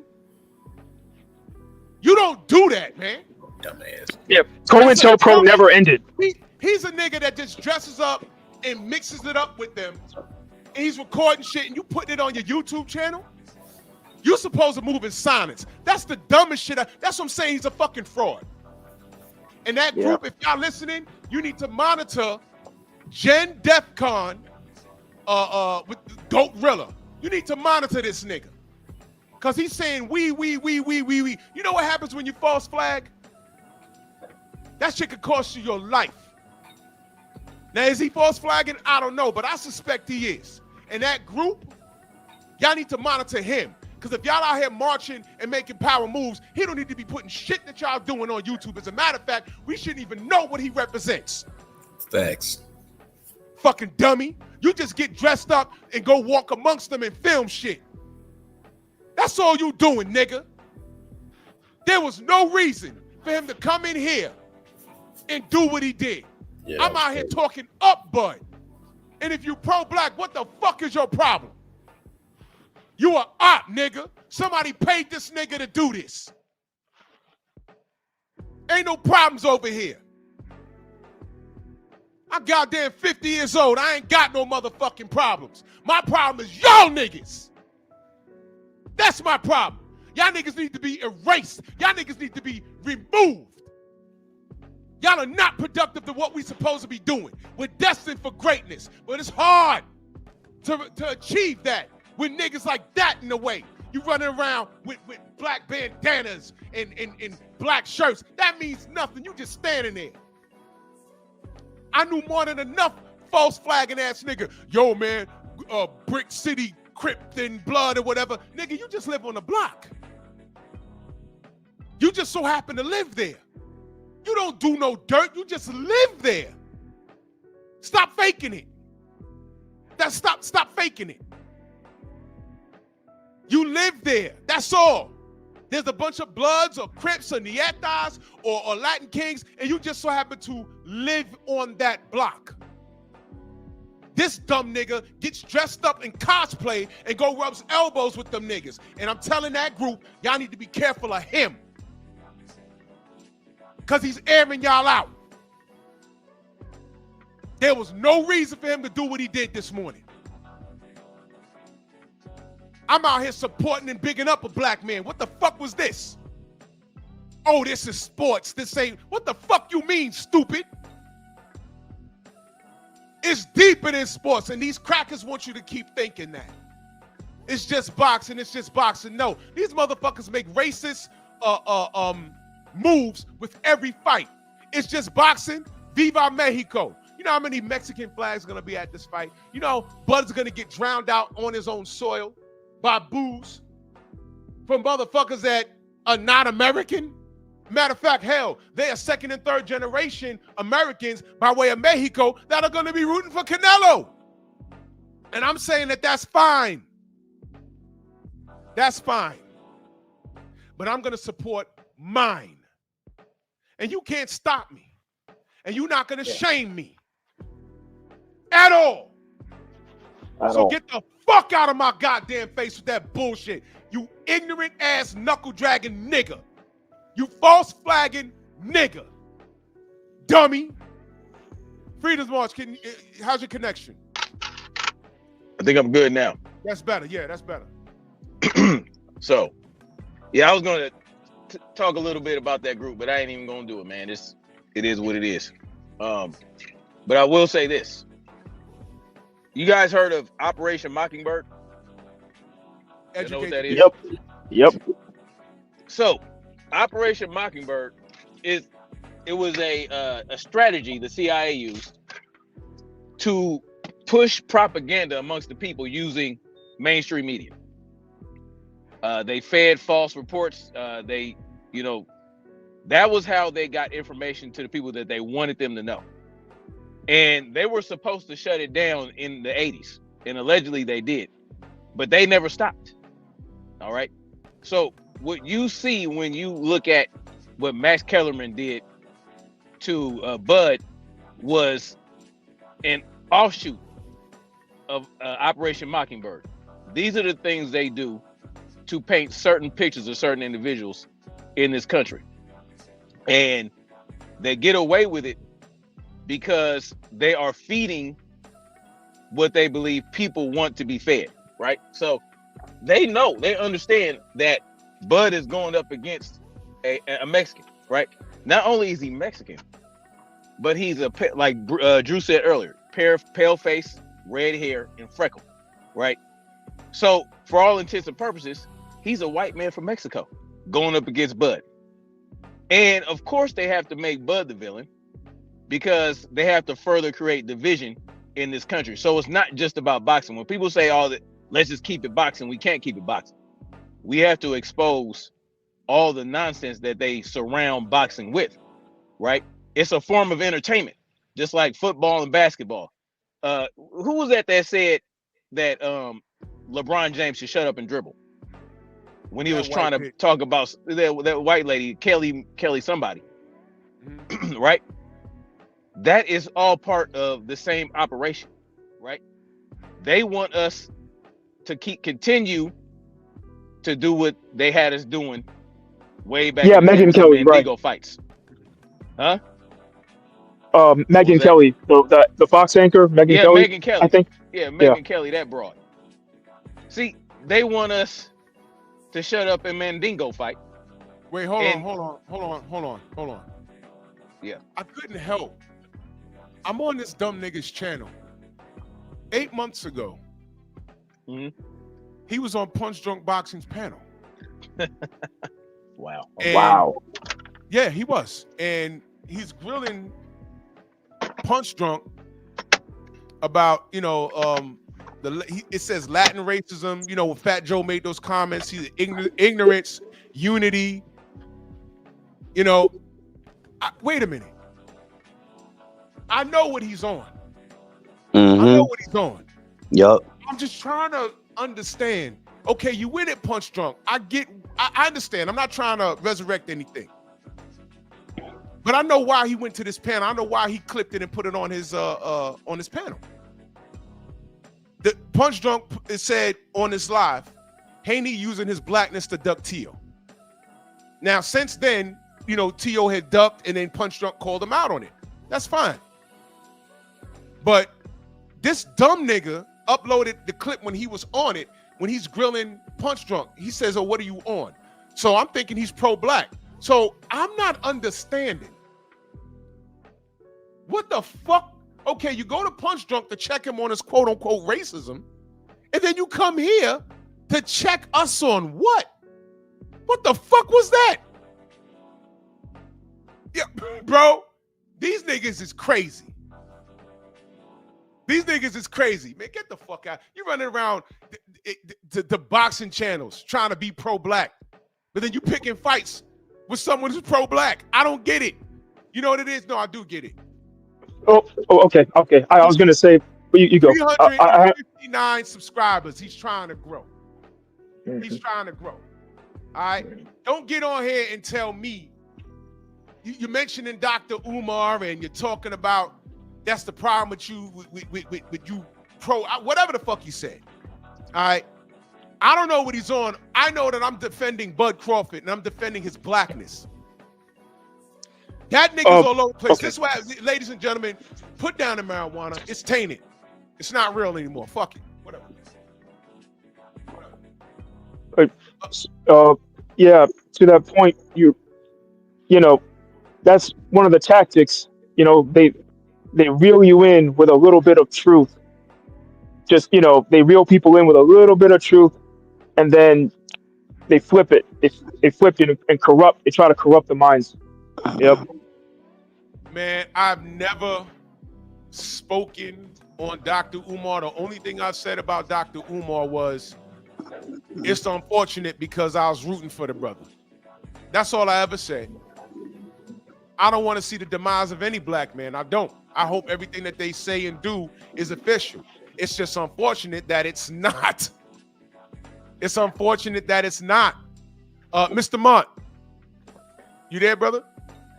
Yes, sir. I'm still here. Yeah. You go ahead and cook, brother. Yeah. I ain't gonna speak on that, brother, because I couldn't put my words together good enough to say anything about that. So I'm gonna go back to the subject. As far as this narrative that Bud Crawford is the bad guy, we haven't heard that throughout the lead up to this fight, because Bud Crawford hasn't given them any ammo to for them to push that narrative. But what happened is, you said it earlier, Drew, is that at that grand arrival, of course, Canelo Alvarez had more fans, and the Mexican fans are synonymous for booing the enemy.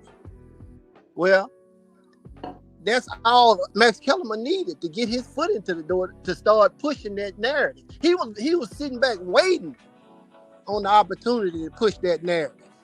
Yep. And I'd be remiss not to say, Drew, that us as black people, when it comes to boxing, we don't travel enough.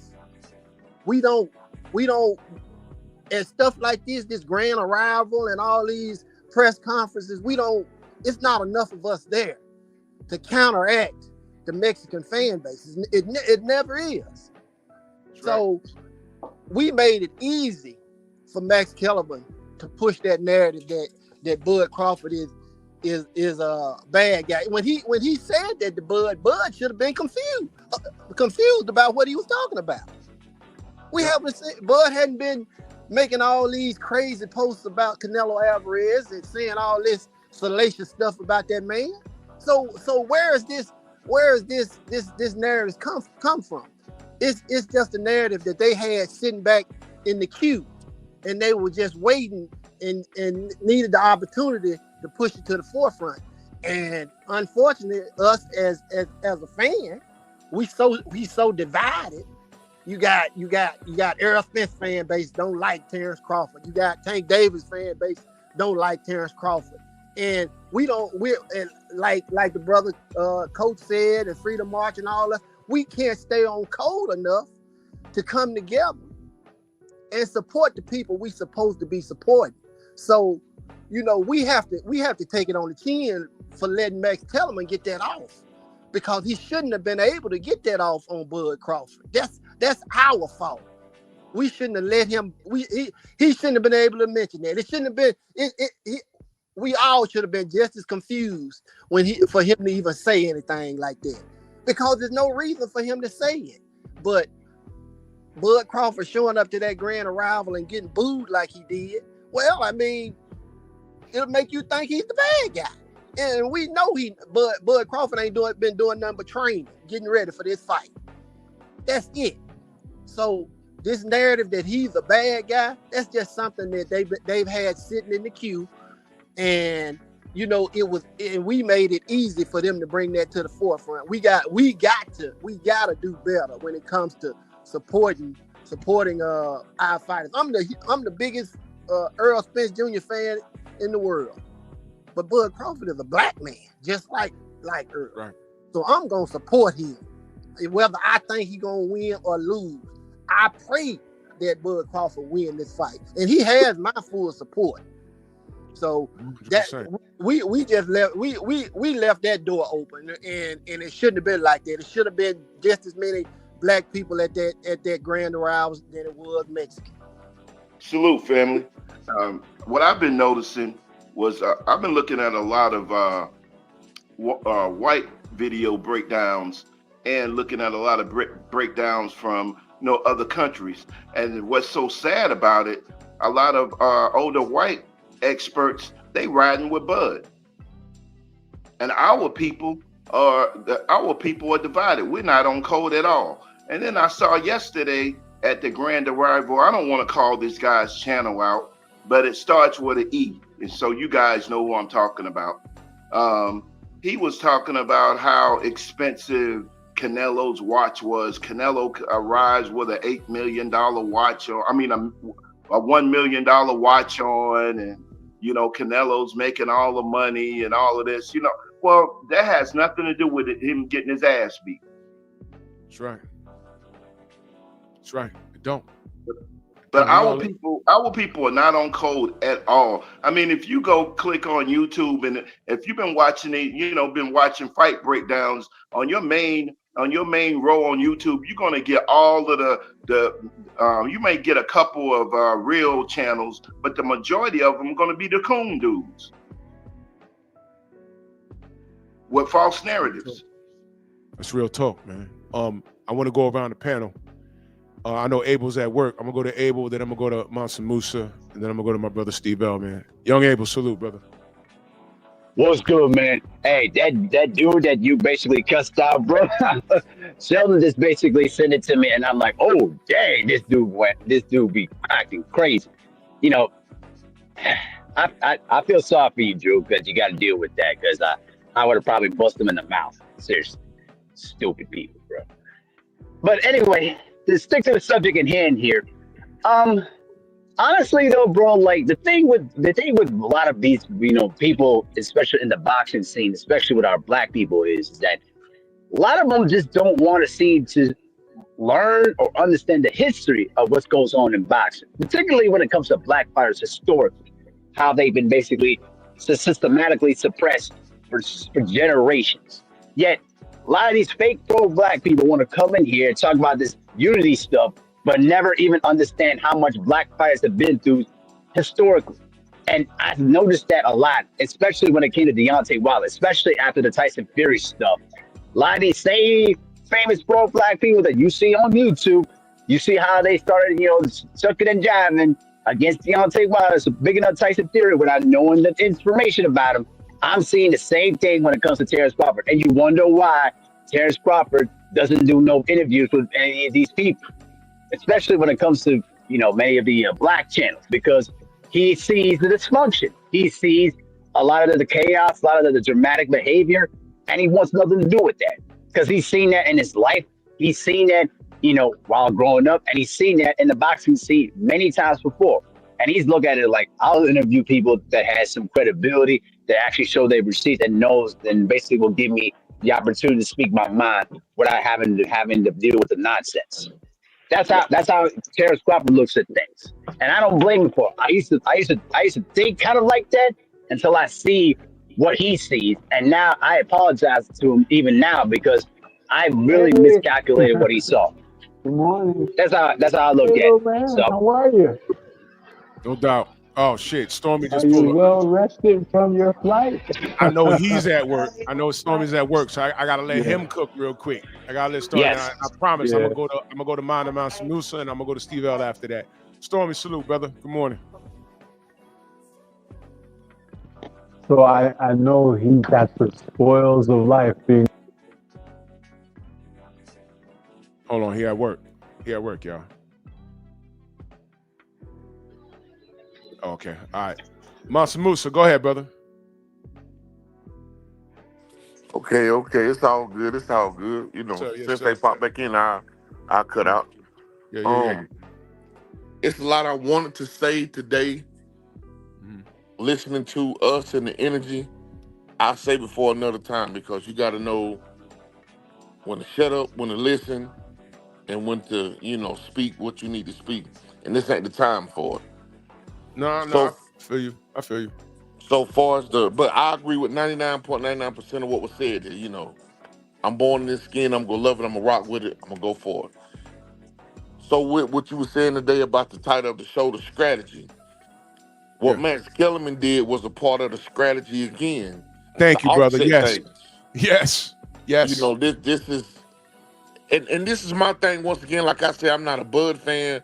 I'm not a Canelo fan, but I'm just saying Canelo gonna win because of what I see and what he brings to the table.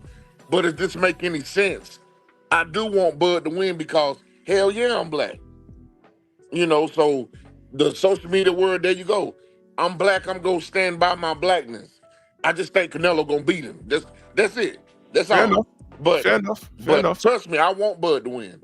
I want to be, to cheer my shit and talk my shit amongst my peers and the ops, But far as the strategy, I think what Max Kellerman did was a strategy. I think the booing thing was a strategy. The referees are a strategy. Bud is really up against hell. That's the reason why I say, me personally, the only reason why I see Bud, if he can pull his fight out, he gotta knock this dude out. They're not gonna give him the decisions. They're not gonna give him close rounds. It's gonna be hell. And like I say, my blackness is pulling me more toward just flat out rooting for Bud and not keeping it boxing, but the way they doing shit, the way we sitting here talking as a community, as a family, is making me say, fuck that shit, man.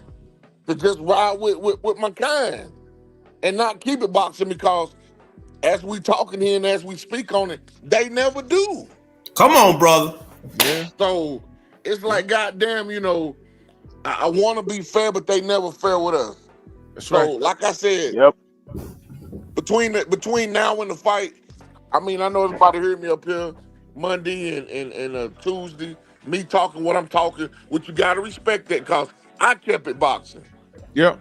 But if I do switch it up during the week, my people don't be surprised and remember there's something that they always doing to us, but we try to keep it fair. And I'm going to stop right there. There you go. There you go. Brother, I know where your mind, I know where your heart is at, man. You know, I know. That's why, you know, I'm happy you up here. You know what I'm saying? You know, And okay, you know, hold okay. on, Bird. I'm gonna go to Steve L. the Mac. He was like one of the first people up here, man. Steve L, man. You there, brother? Drew, let me say this right. I gotta say this. My bad. Yeah. Sometimes it takes for us, our people, you, Stormy B Man, Coach Hudson, our energy to get at us sometimes. To wake us back up, to put that spirit back up in us. I'm not saying that I lost it, but at the same time, it takes certain stuff to just make us look like, hey, this is what it is.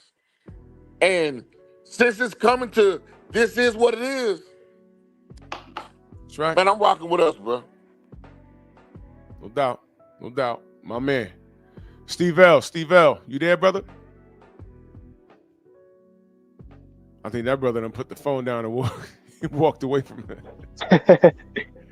Yeah. All right, Enoch, go ahead, brother. Okay, so you guys were covering multiple points. I just had multiple thoughts. Relating to what the last guy said. First of all, am I too loud No, you good. or am I okay? Okay. So, first of all, what the last guy, part of what the last guy was saying are, our FBA, are we the only truly objective boxing fans left?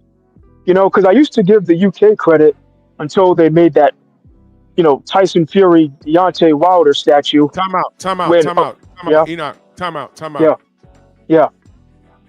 Hey, fella, Lieutenant 5.5.6, you are the exact reason why Donald Trump is about to send the goddamn military to Chicago because of stupid shit like this. Now, if you're upset, or if this is that same dumb nigga's ghost account, you are every bit the knuckle dragging nigga that I said you are.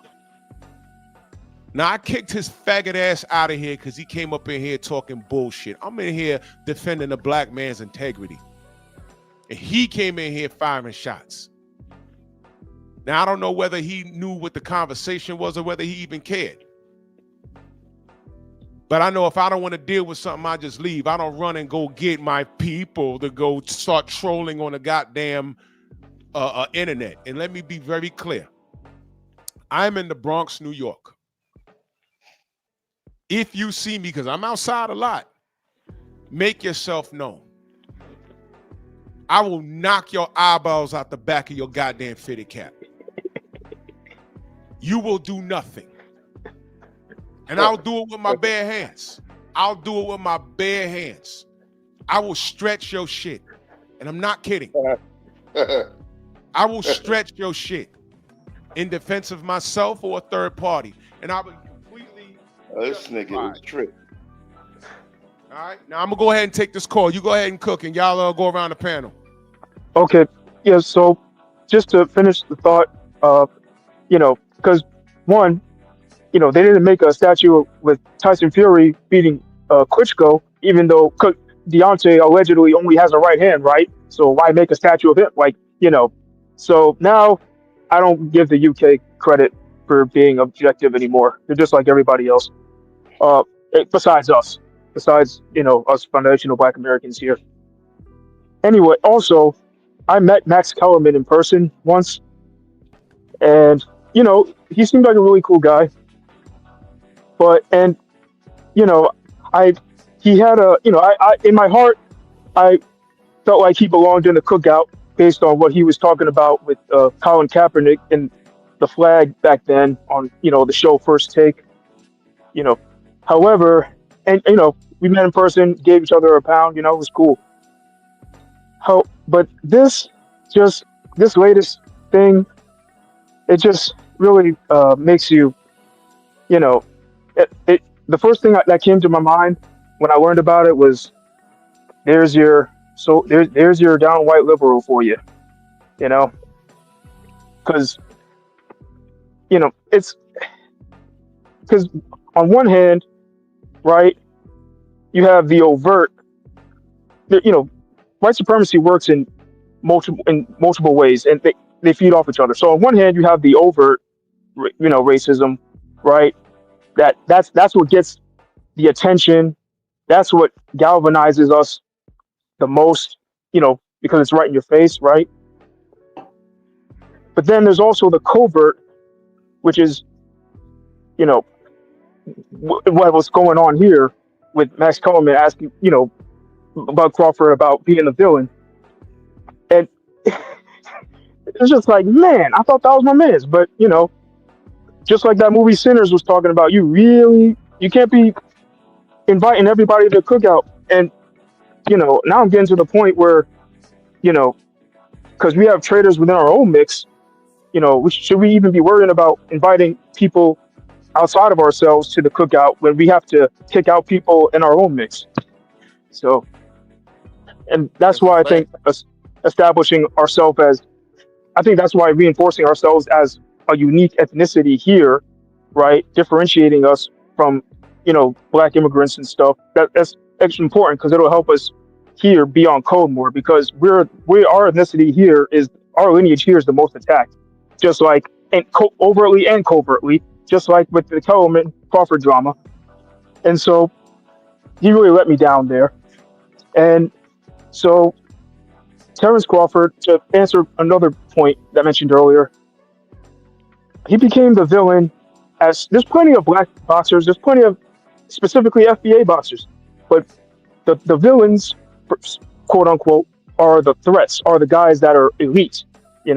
Like Abdullah Mason's going to become a villain, Carmel Moulton's going to become a villain.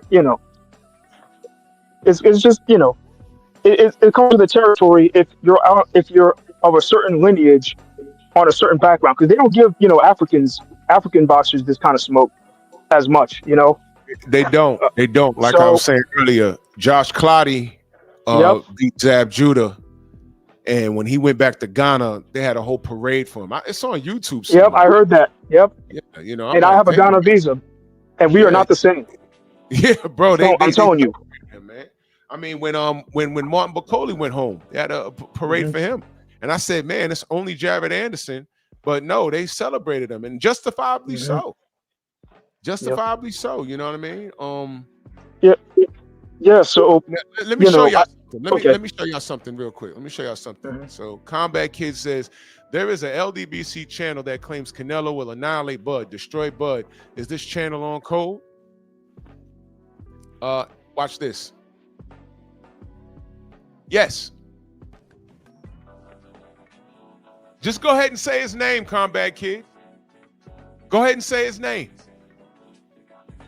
Go ahead and say his name. Go ahead. I dare you. You won't? I dare you. I bet you won't. I bet you won't. I'm on your channel right now. It's an official channel, but this is a ghost account. I bet you won't say my brother's name. I bet you won't say it.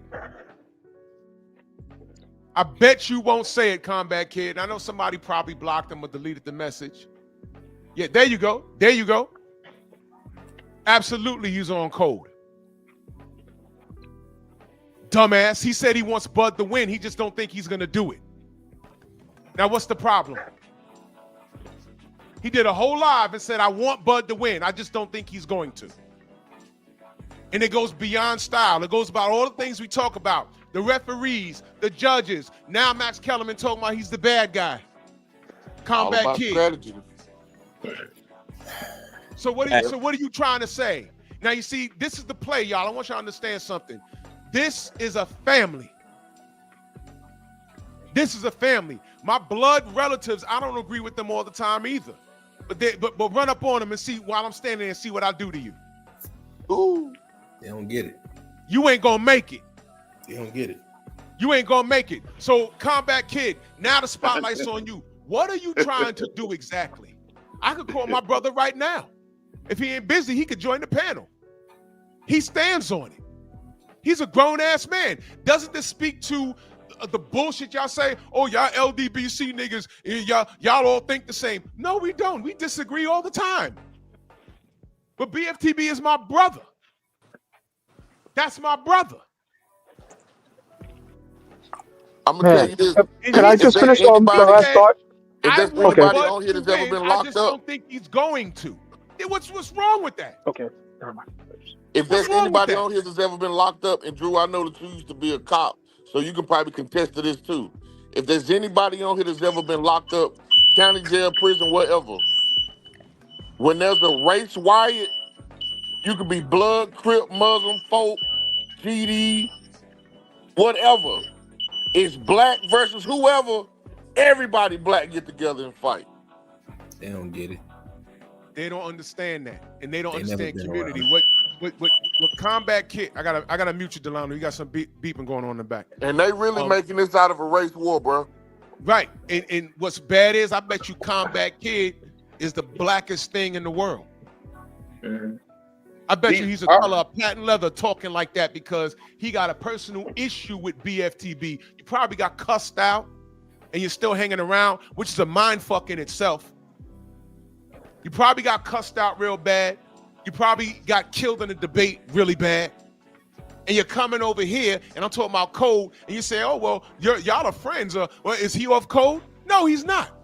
I always knew where he stood. He said he wants Bud to win. He just don't think he's going to. What is the problem? My brother Mansa Musa said the same thing. There ain't no problem. We could talk boxing. We could talk boxing. What this nigga tried to do just now was try to get me to go against my brother. Exactly. Fail. That's what he tried to do, like an agent of chaos. That was a strategy. Thank Our you. people stuck. Our Now, people stuck. as we get closer to this fight, you're gonna see more More and agents more. do this. Yep. So we're fighting multiple wars. This is what I need you brothers and sisters to understand. Wake them I'm up. so glad this happened this morning. Y'all need to see this shit. This shit is state of the art. You're gonna see now. Ain't no Mexicans coming here doing this. It's niggas. Come on. I can't believe you had some fake militant motherfucker come up in here, and I just went to this dumb nigga's page, and he was on a panel arguing with Punch Drunk, whom we've accused of being racist. So how the fuck you over there? What are you doing over there fighting the quote unquote good fight? And then you coming over here, and I'm sticking up for Bud. What exactly is your problem with me? William O'Neal op. William O'Neal. This guy is a paid operative. In that group that he's marching with, they need to watch his ass. Watch him. Because I'm not the problem. I'm not in y'all business. Y'all doing y'all thing. More power to you. But that motherfucker right there, he's putting your business on YouTube. He's repping you. You know what happened? Y'all remember A Bronx Tale? Y'all remember when those young Italians, the white eyes in the movie were acting out? Yeah. The white eyes was acting out, the young guineas, the YGs. What did Sonny say? He said, yo, what the fuck y'all doing? Y'all trying to bring the heat to the block? They were doing so much. Sonny was like, yo, we running a quote unquote business here. Y'all gonna bring the police here. Get the fuck out of here. Stop. That's what this GOAT nigga's doing. DEFCON. You're bringing heat to some things that these brothers are doing. And you over here arguing with me about what exactly? I don't get it. But it's irrelevant now. This dickhead nigga Combat Kid. Yo, nigga, I can call BFTB right now on the phone. Can you? No. There's a lot of brothers I can call on the phone right now. And we ain't got to agree on shit. But let him get into something funky. I'm right there. Fuck out of here. I understand what code is. I understand what family is. Y'all niggas don't. And that's why we're doomed. You motherfuckers are raised by single nappy-headed hooker bitches. You're the product of bitches that made poor choices growing up. You don't know your father. And if you knew your father, he don't like your mama. And he don't like you. And she don't like you because you look like that nigga that didn't want to deal with her. It's a fucked off cycle. And that's what we're dealing with here. Pick up a book, the correct one. When grown folk are talking like I'm talking right now, shut up and listen. You have no direction. Your mama Go ain't stand raised in the you right. corner.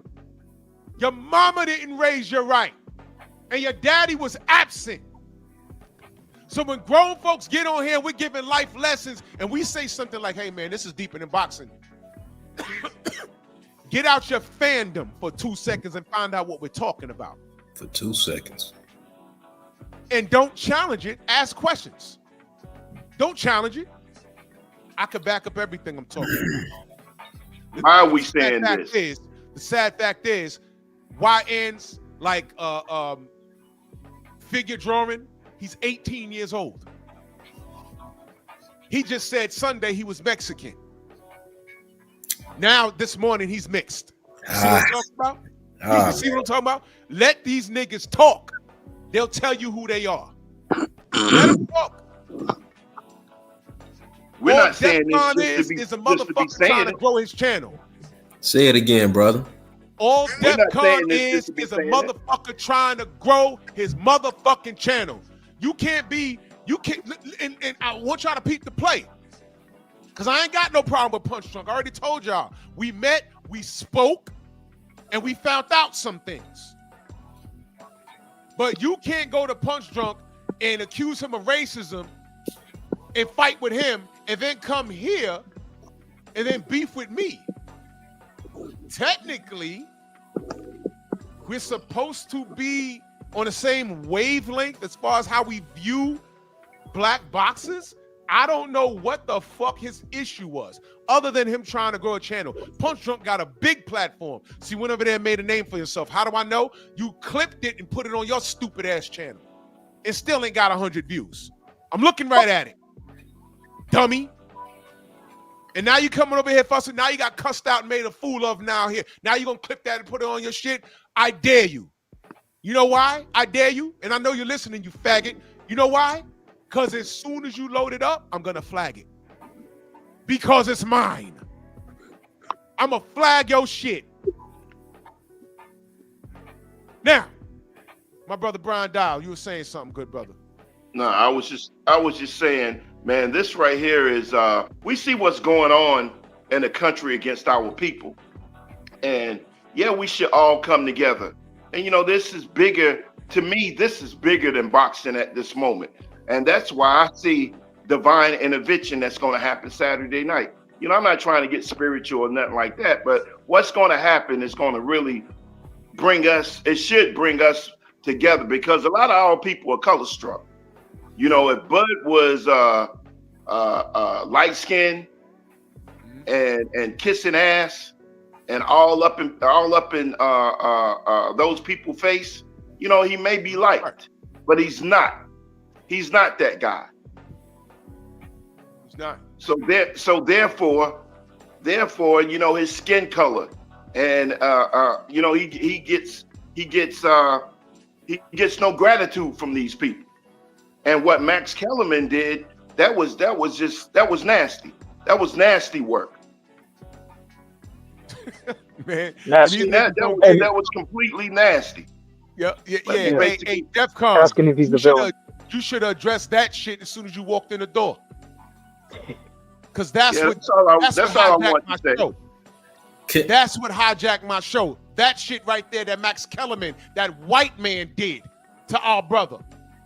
But you coming in here beefing with me, dumbass. Delano, salute, brother. You got, yeah. And Peace, how you also, doing, man? will Morning, always be the fellas. How y'all villain. doing, man? Okay, sir. Go ahead, brother. What you got, Delano? Yeah, how you doing? Yeah. Hey, listen. We, you know, like you guys are saying, I'm just reiterating a little bit more. But as you see, we have differences. But on this one here, we all got to be on code on this one, because it's bigger than boxing, like you said. There's a lot of high racial elements in this, and you cannot go anywhere around here and talk to a person of a Latin color or anybody else that's saying, hey, I'm going against Canelo. They all gonna be for Canelo. I got bets on it, and they all saying, not saying why they're going for Canelo, but they're staying on code. For some reason, We don't do that. And we got to look at ourselves at that. But on this one here, I'm on code on. You know? Let me pull up my brother. We will always be the villain. Let me pull up this channel. What kind of dog is that, brother? It's a Shih Tzu. It's a Shih Tzu and a monster. Shih Tzu and a monster. Those are those tiny dogs. Yeah, tiny dogs. Yeah. I just got in the crib so bad. Yeah. I'm looking for this. I'm looking for this live. Why you look for the live? Okay. Go ahead, Coach. Hey, let me just say this. A few things I want to address real quick. Everyone who was listening to Mind of Mansa Musa and what he was just saying, if that went over your head, that is what being on code is about. It's not about blindly following somebody. What our brother is saying is, I have my boxing mind of what I think is going to happen. But recently, I see one of my brothers being whipped. I see one of my brothers being attacked. So with that, I have to step away from the actual boxing aspect that I would like for it to be about and go for my side. Because like Delano was just saying, hey, if you go to any of the Hispanic people, they are saying, yo, I am going for Canelo with no questions asked. And like the other brother was saying, you know, Max Kellerman used to be cool to me. I met him in person. You know, he was cool. Listen, everybody, do not, and this goes for white, black, whatever color they are. If they come among you, remember this. Do not ever confuse someone's kindness with being an ally. That's right. It is a huge difference. An ally is somebody who will risk their livelihood to fight on a common goal with you. It's easy to seem like you're with us when you already are in a position of power and your job is not on the line. Your livelihood is not on the line. Your life is not on the line. But what was the reporter's name that used to always have Ali's back? Howard Cosell. Howard Cosell. That was an ally, because when all the reporters were given clear instructions that we are not to say anything positive about Ali since he's going against the war, he stood up and said, this is my friend, and none of you are the real champion until you beat Muhammad Ali. That is what an ally is. Max Kellerman ain't no damn ally, and he never been an ally. Do not confuse a smile and a nice word and a laugh and a dirty joke with somebody who is with you. Because once that person is in a power or position to go against you for a wicked goal, they will do it every time. Do not get it confused. Go ahead, brother. You gotta fucking wake up. And that's what I'm saying. That's absolute facts, man. Don't confuse Coach sound like he got military training in him. That's facts, Coach. I love it when he gets in. I love it when he gets in that mode. Them to be nice to you as allies. That's the whole point. Max Kellerman, I was rocking with him when he was on ESPN Friday Night Fights, man. I remember when he was rapping Rumble, Young Boy Rumble. I remember all of that. I was there for all of that. But he showed his ass as soon as he got the goddamn HBO. That's when I said, what happened to this dude? And I had to back off of him. Now, to a Combat Kid in the chat, I know you're watching. What does the Gravedigger say right here? What is the title of this show right there? I know you could read. What does that say? Why I want Crawford to win. You dumbass. So what do you mean BFTB's not on code? I always knew he wanted Bud to win. He just don't think he's going to. And I don't have a problem with that. We disagree on that. But did you miss this live?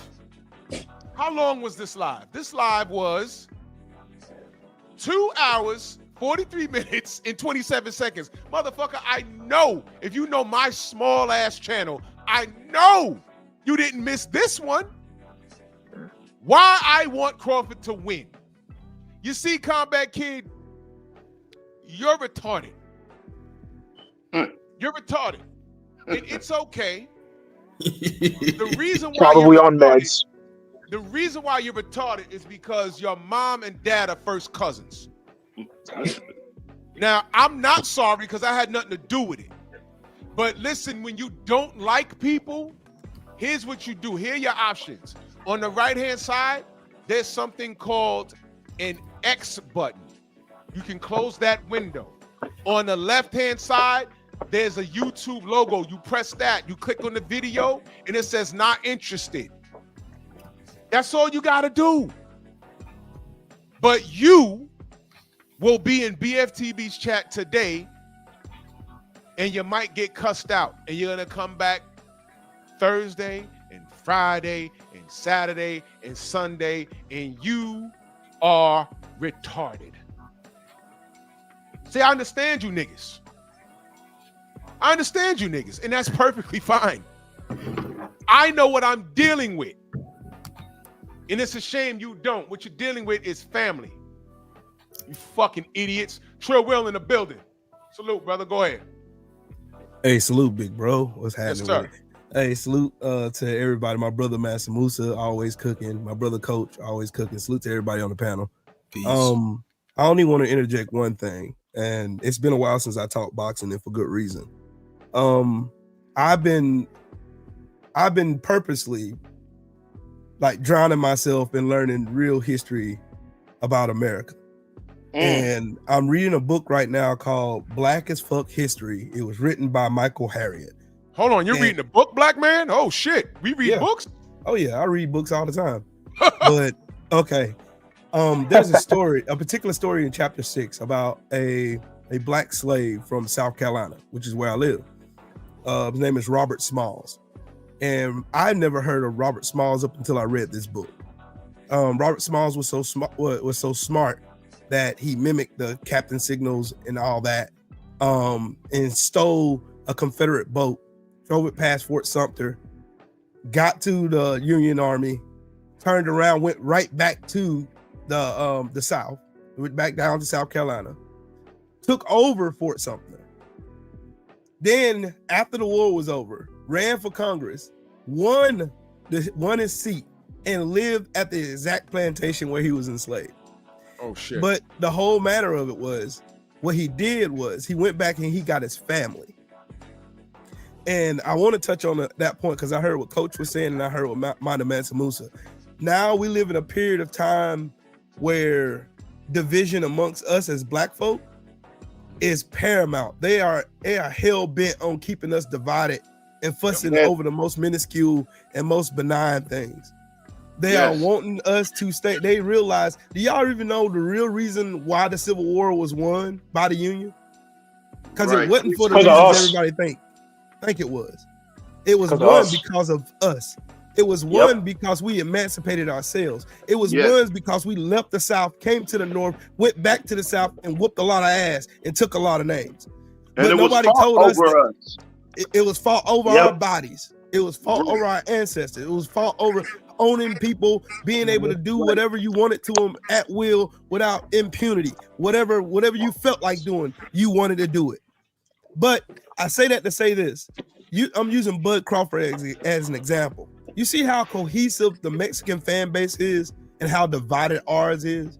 Like we can't even enjoy having a conversation about Tank Davis or Devin Haney without somebody arguing, wanting to fight, or anything like that. We can't have a debate on who's the greatest NBA basketball star, Michael Jordan or Kobe Bryant or LeBron James. We can't even have a conversation. But these people all have one thing in common. They're all black. Why can't we revolutionize and go around our people and celebrate and hold all of our people up in the same caliber? Because right now what Canelo is doing, if Canelo can walk in a building and all the Mexican fan base can cheer for him and boo for Terrence Crawford, but there's no support for him, what does that look like to Bud? That looks like, no, hey, I got to get it on my own. I'm tired of hearing black polished or prestigious fighters or athletes having to say I had to get it on my own.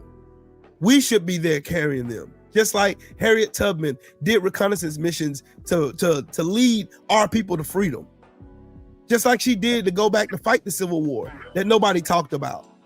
Nope. Like only thing we heard about Harriet Tubman was the Underground Railroad, but they don't. Most people don't know that she ran reconnaissance missions, going back down to the South untouched, freeing more slaves.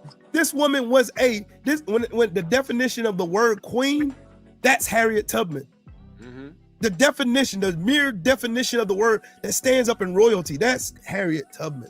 Mm-hmm. And she was a prophet. We need us as a people. We need right now in this day and age. These people are looking for any reason to try to start a race war in this country. They're looking for any reason. Anybody that can sit and boo a bronze medal winner during the Olympics, and you cheer a fucking drug cheat. See that? Anybody who can cheer and coach and look their nose down at Devin Haney after he was cheated. Then Ryan Garcia shits the bucket and goes in there and get beat by a fucking retard. Rolly Romero, who beyond me. Like y'all still do that. Anytime you want to shit on Devin Haney, you bring up Ryan Garcia. As if he wasn't on Twitter saying he hate all niggas. Yep. As if he wasn't on Twitter saying that he hate us. He wants to dig up George Floyd and kill him again. That's what he said. But he said, this shit is insanity. He said this it. shit is But insanity. we got black people right now so hell bent on cooning. This shit is They're insanity. willing to celebrate drug cheaters. They're willing to celebrate racists. They're anything to get a pat on the head from white daddy. Anything. Boy, if one thing I've learned studying black history, I have been more revolutionized now than I've ever been in my entire life. And I'll be damned if I sit on anybody's panel or on any platform and shit on any black man. Thank you. Thank you, young Period. man. And I'll land my plane there. Salute to Eric Jordan. That's super chat. I know he sent us a while ago, man. Salute to you, brother. He's always supporting me, man. He says, thanks for Miguel. He thinks, thanks, Miguel, for the entertainment. Ninja sword whoop you. Where's my goddamn? Give power to my nigga sword! All these motherfuckers. ¡Ay, Miguel! ¡Miguel! These goddamn. Man, I get so sick, man. These off code, and we ain't gonna get any better. We're not. I'm convinced of that, man. I'm convinced of that. We're not gonna get any better. Go ahead, Enoch. Go ahead. Yeah, okay. So, okay, one,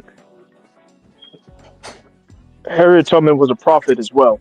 You know, that's how she was able to get away with things because, you know, she was able to predict the future ever since, you know, her head got harmed. So that's, she was real life Moses, or like modern day Moses, I should say. Two,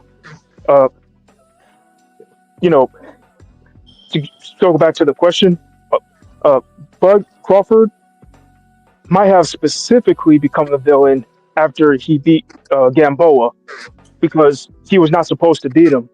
And so ever since then, Bob Arum was, you know, his own promoter was against him. He wouldn't let him, Bob Arum cut off his nose to spite his face by not making money off of Bud Manny Pacquiao fight, and then having Bud superstardom be from there, which Bob could have profited from going forward. But no, it's always anti-blackness, especially against us in America first. Yeah, and that anti-black, and by the way, so we'll always be the villain because, you know, us specifically, we will always be the villain because we're the only black people. Okay, we have black status, which is the opposite of white status, and we represent the greatest force to white supremacy because we did not immigrate here. We brought up in the belly of the beast, and so really white supremacy as a whole system, you know, it has to denigrate us the most, not any other melanated peoples any other around the world, you know, because we're not coming to America, you know, we're not coming to America with as much psychological brainwashing that white supremacy puts out to the world as much, you know. So our boxers, which is why our boxers in America are the villain, including Bud. And so we can never not be the villain. We will always be the villain. Even if we dress well, right? Even if we are articulate, which by the way, I've only heard people say I'm articulate or other FBA people are articulate. I never hear that word in any other context. However, backhanded compliment, right? But you can be a business. The business owners were the people that were lynched. Okay, the FBA business owners and the people making money moves. It wasn't like, yeah, there will be the occasional false rape accusation, right, or any justification, right? But they don't tell you, it was really the people establishing, the economic threats, the local economic threats. That's why, the people, you be hanged, dressed up, and shoot, they look how they were dressed back then, but they were still killed, right? It was just because, it's just because they have to. We always have to be the villain. So that wanted to land my plane there. Let me say FBA this. all day. Let me say this, man. Let me say this. Have y'all, the history of this country as it pertains to black people is so goddamn tragic. We've overcome so much. And this is why I get so passionate about this. Do y'all know about the Devil's Punch Bowl in Mississippi? Do y'all know about that? Yep. I know Joe well. I know I know Mr. Shelton know about that. I read on that. I do. You know about that? For those of you in the chat, if you don't know about that, Devil's Punch Bowl. I'm just going to give you the short version, because when I learned about, and mind you, I didn't learn about that shit in school. I did not. And see, Devil's Punch Bowl basically was a slave refugee camp. And let's just say the people got locked in there and they couldn't escape. And it was rumored that 18,000 slaves died in there. And they just never collected the bodies. And up grew, I think, a bunch of peach trees over there. Came out the damn ground. And it's like, you don't eat nothing that grow, because the slaves died there and they were never let out. They never collected the bodies. Now think about that for 1 minute. And then think about how this government wanted to discontinue teaching about the roots of this country, the slave trade, how black people were treated. We don't want to talk about it no more. You don't need to know about it no more. They literally don't want us to learn about the history of this country, which is our history. But they don't tell the Jewish people to forget the Holocaust. In fact, they got reparations over there, God damn it. They got reparations over there, man. Now, So what does this have to do with boxing? I'm going to tell you what it has to do with boxing. It's symbolic on how we've treated all over this goddamn planet, man. That's this right. Is symbolic, Jim man. Crow was just as worse. They do. This is why I get so annoyed. Y'all really don't understand how aggravated I got with this, how this shit got ugly with the Devin and Brian Norman shit. Y'all really don't understand. Y'all notice I didn't even talk about that fight the whole time. I didn't get it. Because it got uncomfortable. For that and I reason. said, why are we gangbanging over this? Right. This is crazy. When the history of this world, us in this fucking world, man. So then Bud has done the work. And then he lands in fucking the Grand Arrival, and the first thing Max Kellerman says, you've embraced being the villain? Where did that come from? When I look at how y'all motherfuckers treat Devin, I'm like, wait a minute, all I see is the work. And this is what y'all do to him? And it be niggas doing this shit. When I look at what y'all did to Deontay, when I look at, and a lot of y'all weren't born, but I remember the tail end of how Larry Holmes used to get treated. Yep. Oh, he got treated bad. They did him dirty. This was very fucked up, man. They did him This dirty. is fucked up. So if they can't rely on us to protect them, who's going to protect them? And it's gotten to the point where Bud understands the community is Fugazi. So I see a video of him dancing in the street where he lives, and there's a lot of white people there. And I said, Bud got some damage done, but you know what? Can you blame him? And with Brian Norman, let's say Brian wins. He's gonna get the same attack that Devin and every other black fighter's getting. Errol gets it, Bud's getting it. Guess what? Errol was the villain to Bud fans, right? Errol hasn't fought in 2 years. Look at how they treating Bud now. And look at what I'm doing. I'm protecting Bud. That's all I know how to do, y'all. And I love my people to a fault. But then I get some nigga to come up in here and fuck with us while we trying to protect this man? I don't understand. And then he comes back with a troll account. Brought your back. What are you going to do, nigger? Kill me? Because I didn't want you on my channel? Because I'm trying to protect the black man, you're gonna kill me now? You know what? I'm gonna do pep talk tonight. UYNs in Chicago, y'all think y'all gonna mobilize on the U.S. military? They're gonna show you who runs that block. And they'll show you in 12 hours. yeah. They will show you in 12 hours. All those Desert Less Eagles than that. they're gonna fuck you up. You're gonna get hit with shit you never thought you'd get hit. All that shit that you seen in the movies is for real. They better go watch the Enemy of the State I'm gonna movie. tell you this. Right now, they watching you right now. They in your block right now. Right now. Yes. Right now, they got you. You're done. They're By going the to use time you weapons blink, that they never seen before. When you think it's time, oh, here they come, let's go outside, the building gonna collapse on you. They're already there. You guys are so dumb. You think this is gonna be some fucking shoot 'em up? Listen, the job of the military is to protect America from all evils. Foreign and domestic. Foreign and domestic. That's right. All enemies. They foreign are and going domestic. to bust y'all ass. Yes. Yep. But why does it, the same way you fucking up your block, you could be standing outside making sure the women get home safe when they coming from work. You could be making sure the kids get home safe and making sure that if they ain't got no fathers, y'all can organize Big Brother programs. We can save ourselves. But you motherfuckers are so goddamn stupid. You're so stupid. Evidence of that is the show today. Why did this fake ass nigga come up in here shooting shit up? For what? And all I was doing was trying to protect the black man. Salute the boxing fan times 4. He says, these FBDs, foundational buck dancers. That's what these niggas are. Hey, you missed my super, Drew. A condo, my brother, salute. Hey, Drew, you missed my super. Oh, I did? I'm sorry. Oh, man, let me go back. You cool, bro. Oh, I'm sorry. You cool. You were cooking. You were My cooking. brother Trill Will in the building, salute, man. This is my brother for life. This is bro Cook. United we stand, divided we fall. They want us divided, exactly. And that's why I do a Monkey Tuesday. I dedicate a day to remind y'all to look out for niggas like that.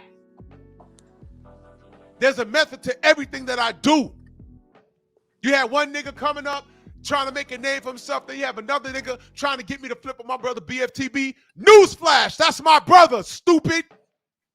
Ain't gonna happen. And plus that live he put contradicted everything that you tried to say. BF is on code. He wants Bud to win. He just don't think he's gonna. That's all. How many times you watched the fight and said, man, I don't know about this one. And it's the fighter you support. Man, I don't know about this one. But what do? You support him. A condo, my brother, salute. Can you hear me? Yeah, I can't hear the brother. Let me go to Village Brother. He just unmuted. Oh. Salute. Village Brother, you hear me? Can you hear me? Yes, sir. Okay. Hey, Drew. Salute to you and salute to the chat. I just wanted to real quickly talk, if you don't mind. Now, for me, I'm not FBA.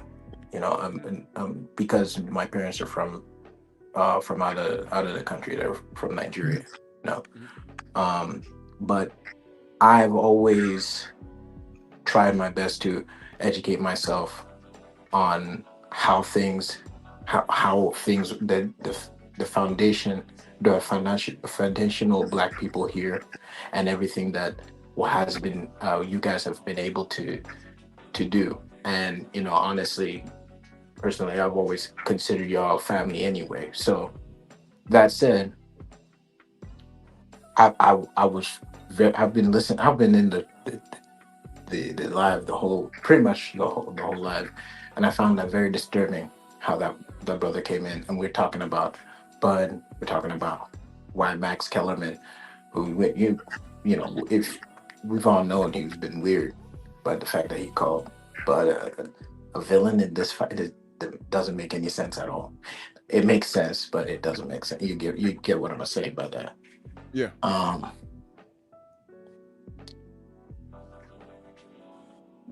We have gone through too much for for any person to use that as a means to divide. But I'm a huge Errol Spence fan. I always will be a huge Errol Spence fan. And that night when he beat him, I did not like. I can't watch that fight again, brother. I can't. I can't watch. I can't. But that said, I am rooting for Bud Correct. wholeheartedly.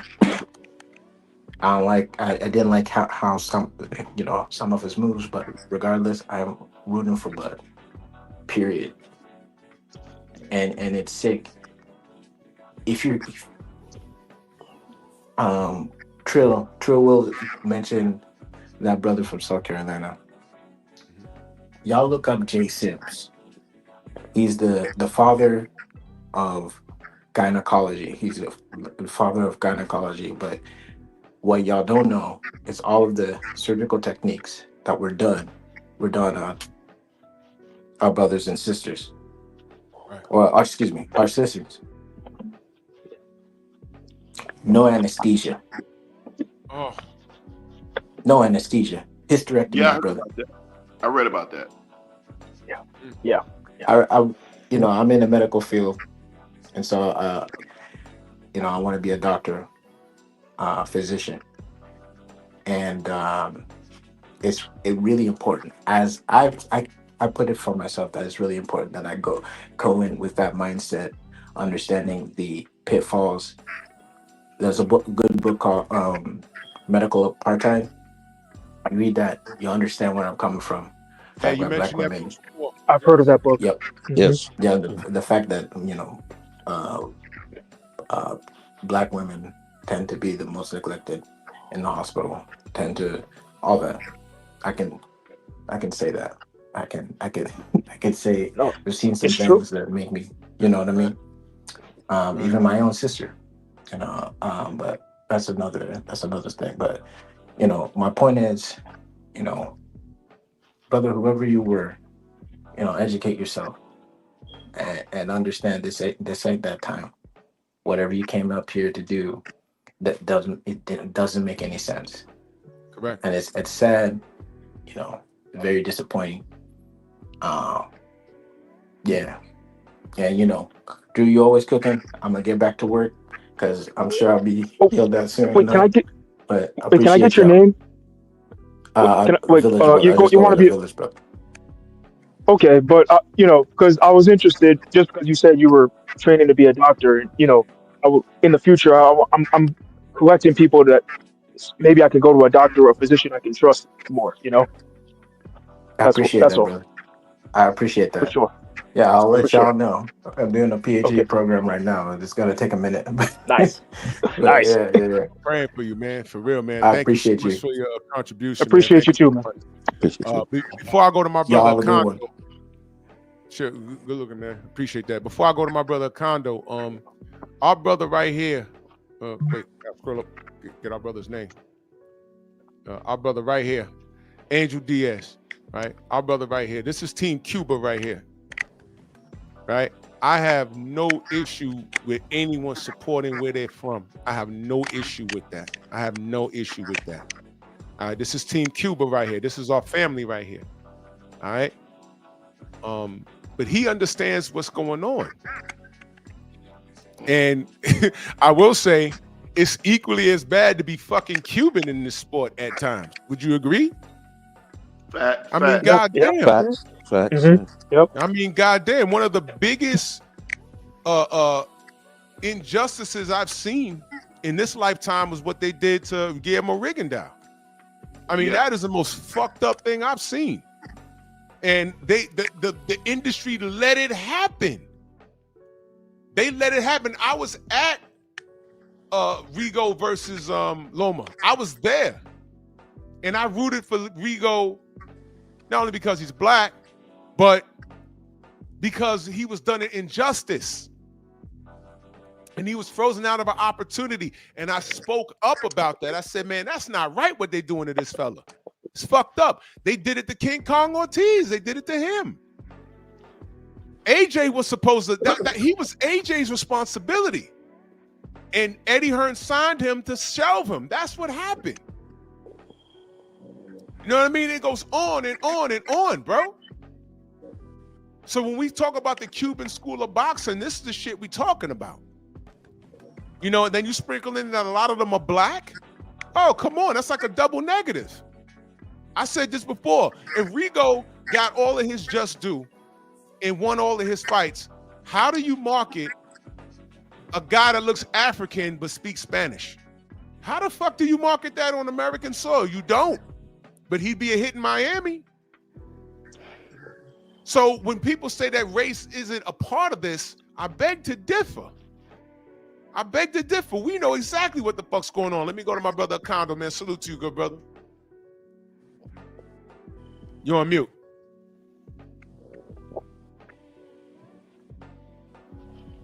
All right, you're off mute. I can't hear you. Oh, man, I think he's having a problem with his mic. Sham it.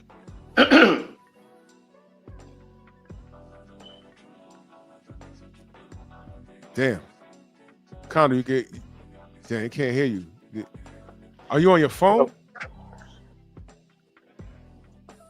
I think Rigondeaux could have beat Loma if he didn't break his hand. Yeah, he broke his hand. You know, I was watching that fight. I was annoyed because Rigo walked right by my aisle, and man, my nephew was bigger than him, and my nephew at that time was shit, like 8. Wow.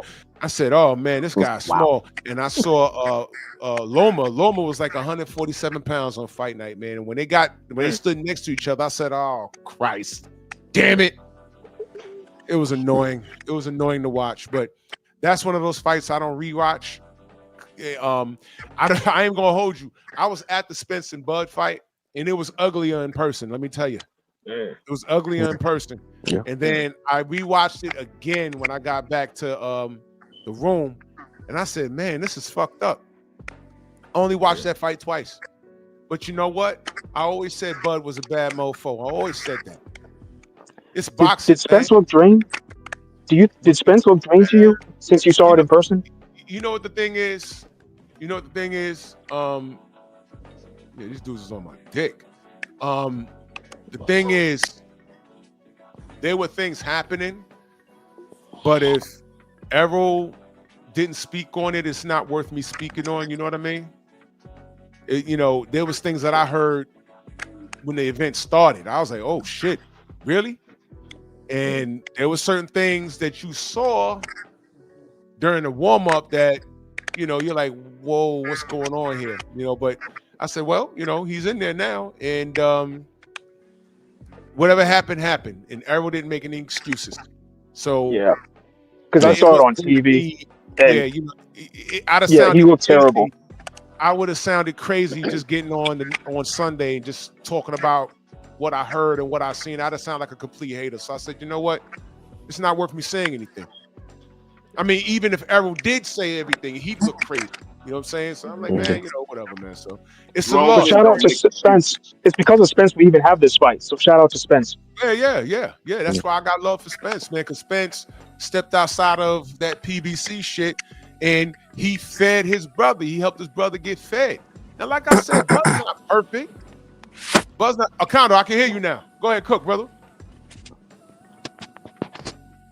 Acondo. Damn, I don't think he can hear us. Damn. Yo, you can hear? Shit. I don't think he can hear us. Damn. Counter, you can hear?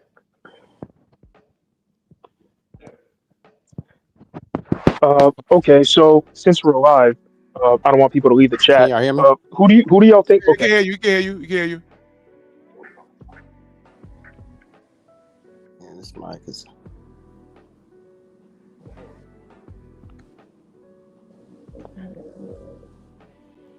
Okay, so I guess while he's getting that situated, who do y'all think is gonna become the next villain?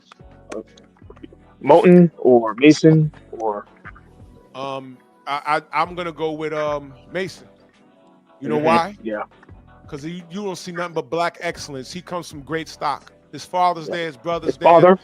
And Yep. when that kid catches fire, I'm telling you right now, they're gonna be an attack on that brother. And guess what? I'm gonna be right here defending him. Yep. And plus, he's right here Floyd. defending him. They're gonna try and get that brother. They're gonna try and get him.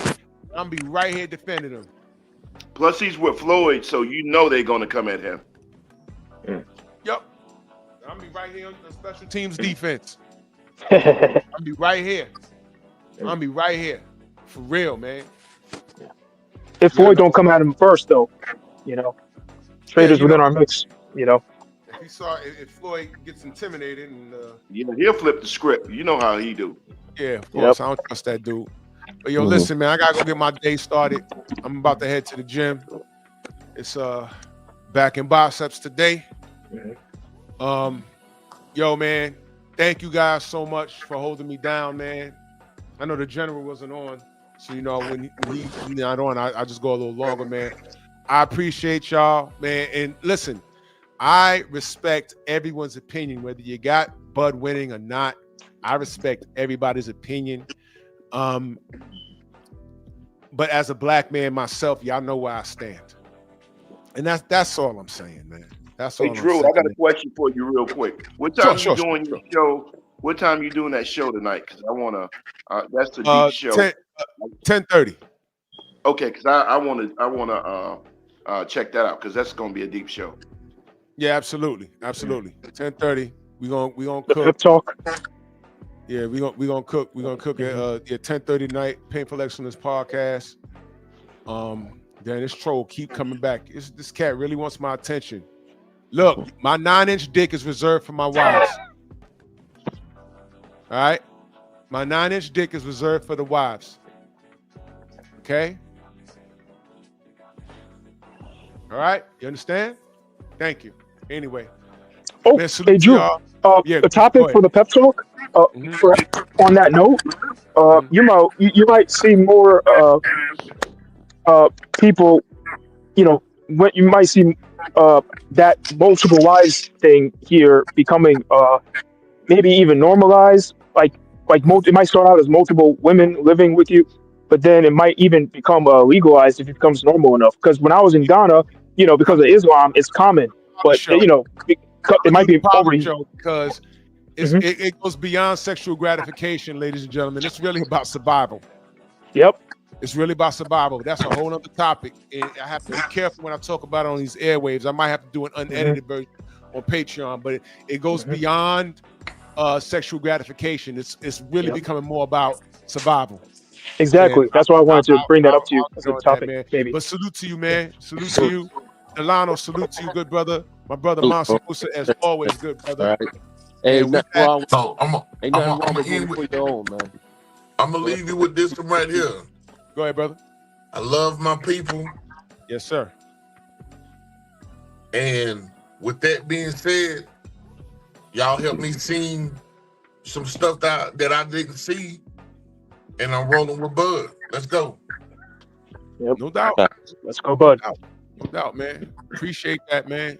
And you know, everything's at stake, man. And you know, even if it don't work out, I'm still riding with Bud, man. That's what it is. Lose, draw, win, Bud all the way. Let's go. Bud all the way. Yep. Yeah. Peace, black family. Yeah. Man, salute to y'all, man. It's about Bud, but it's really about us. Yeah. Facts. Salute to everybody in the Venmo, the Zelda, Cash App, Super Chat, man. Thank you, guys. Salute to the haters. Y'all ain't got nothing else to do but be here and get educated. And I know education annoys y'all. What annoys y'all about me is that people are listening to me and you can't do what I do. But in order to be a good lieutenant, you have to be a good student first. So humble yourself and learn something. Listen to understand, not to respond. But I know you got it from your mama. Bronx on deck. Move! Why are you gay? Who says I'm gay? You are gay.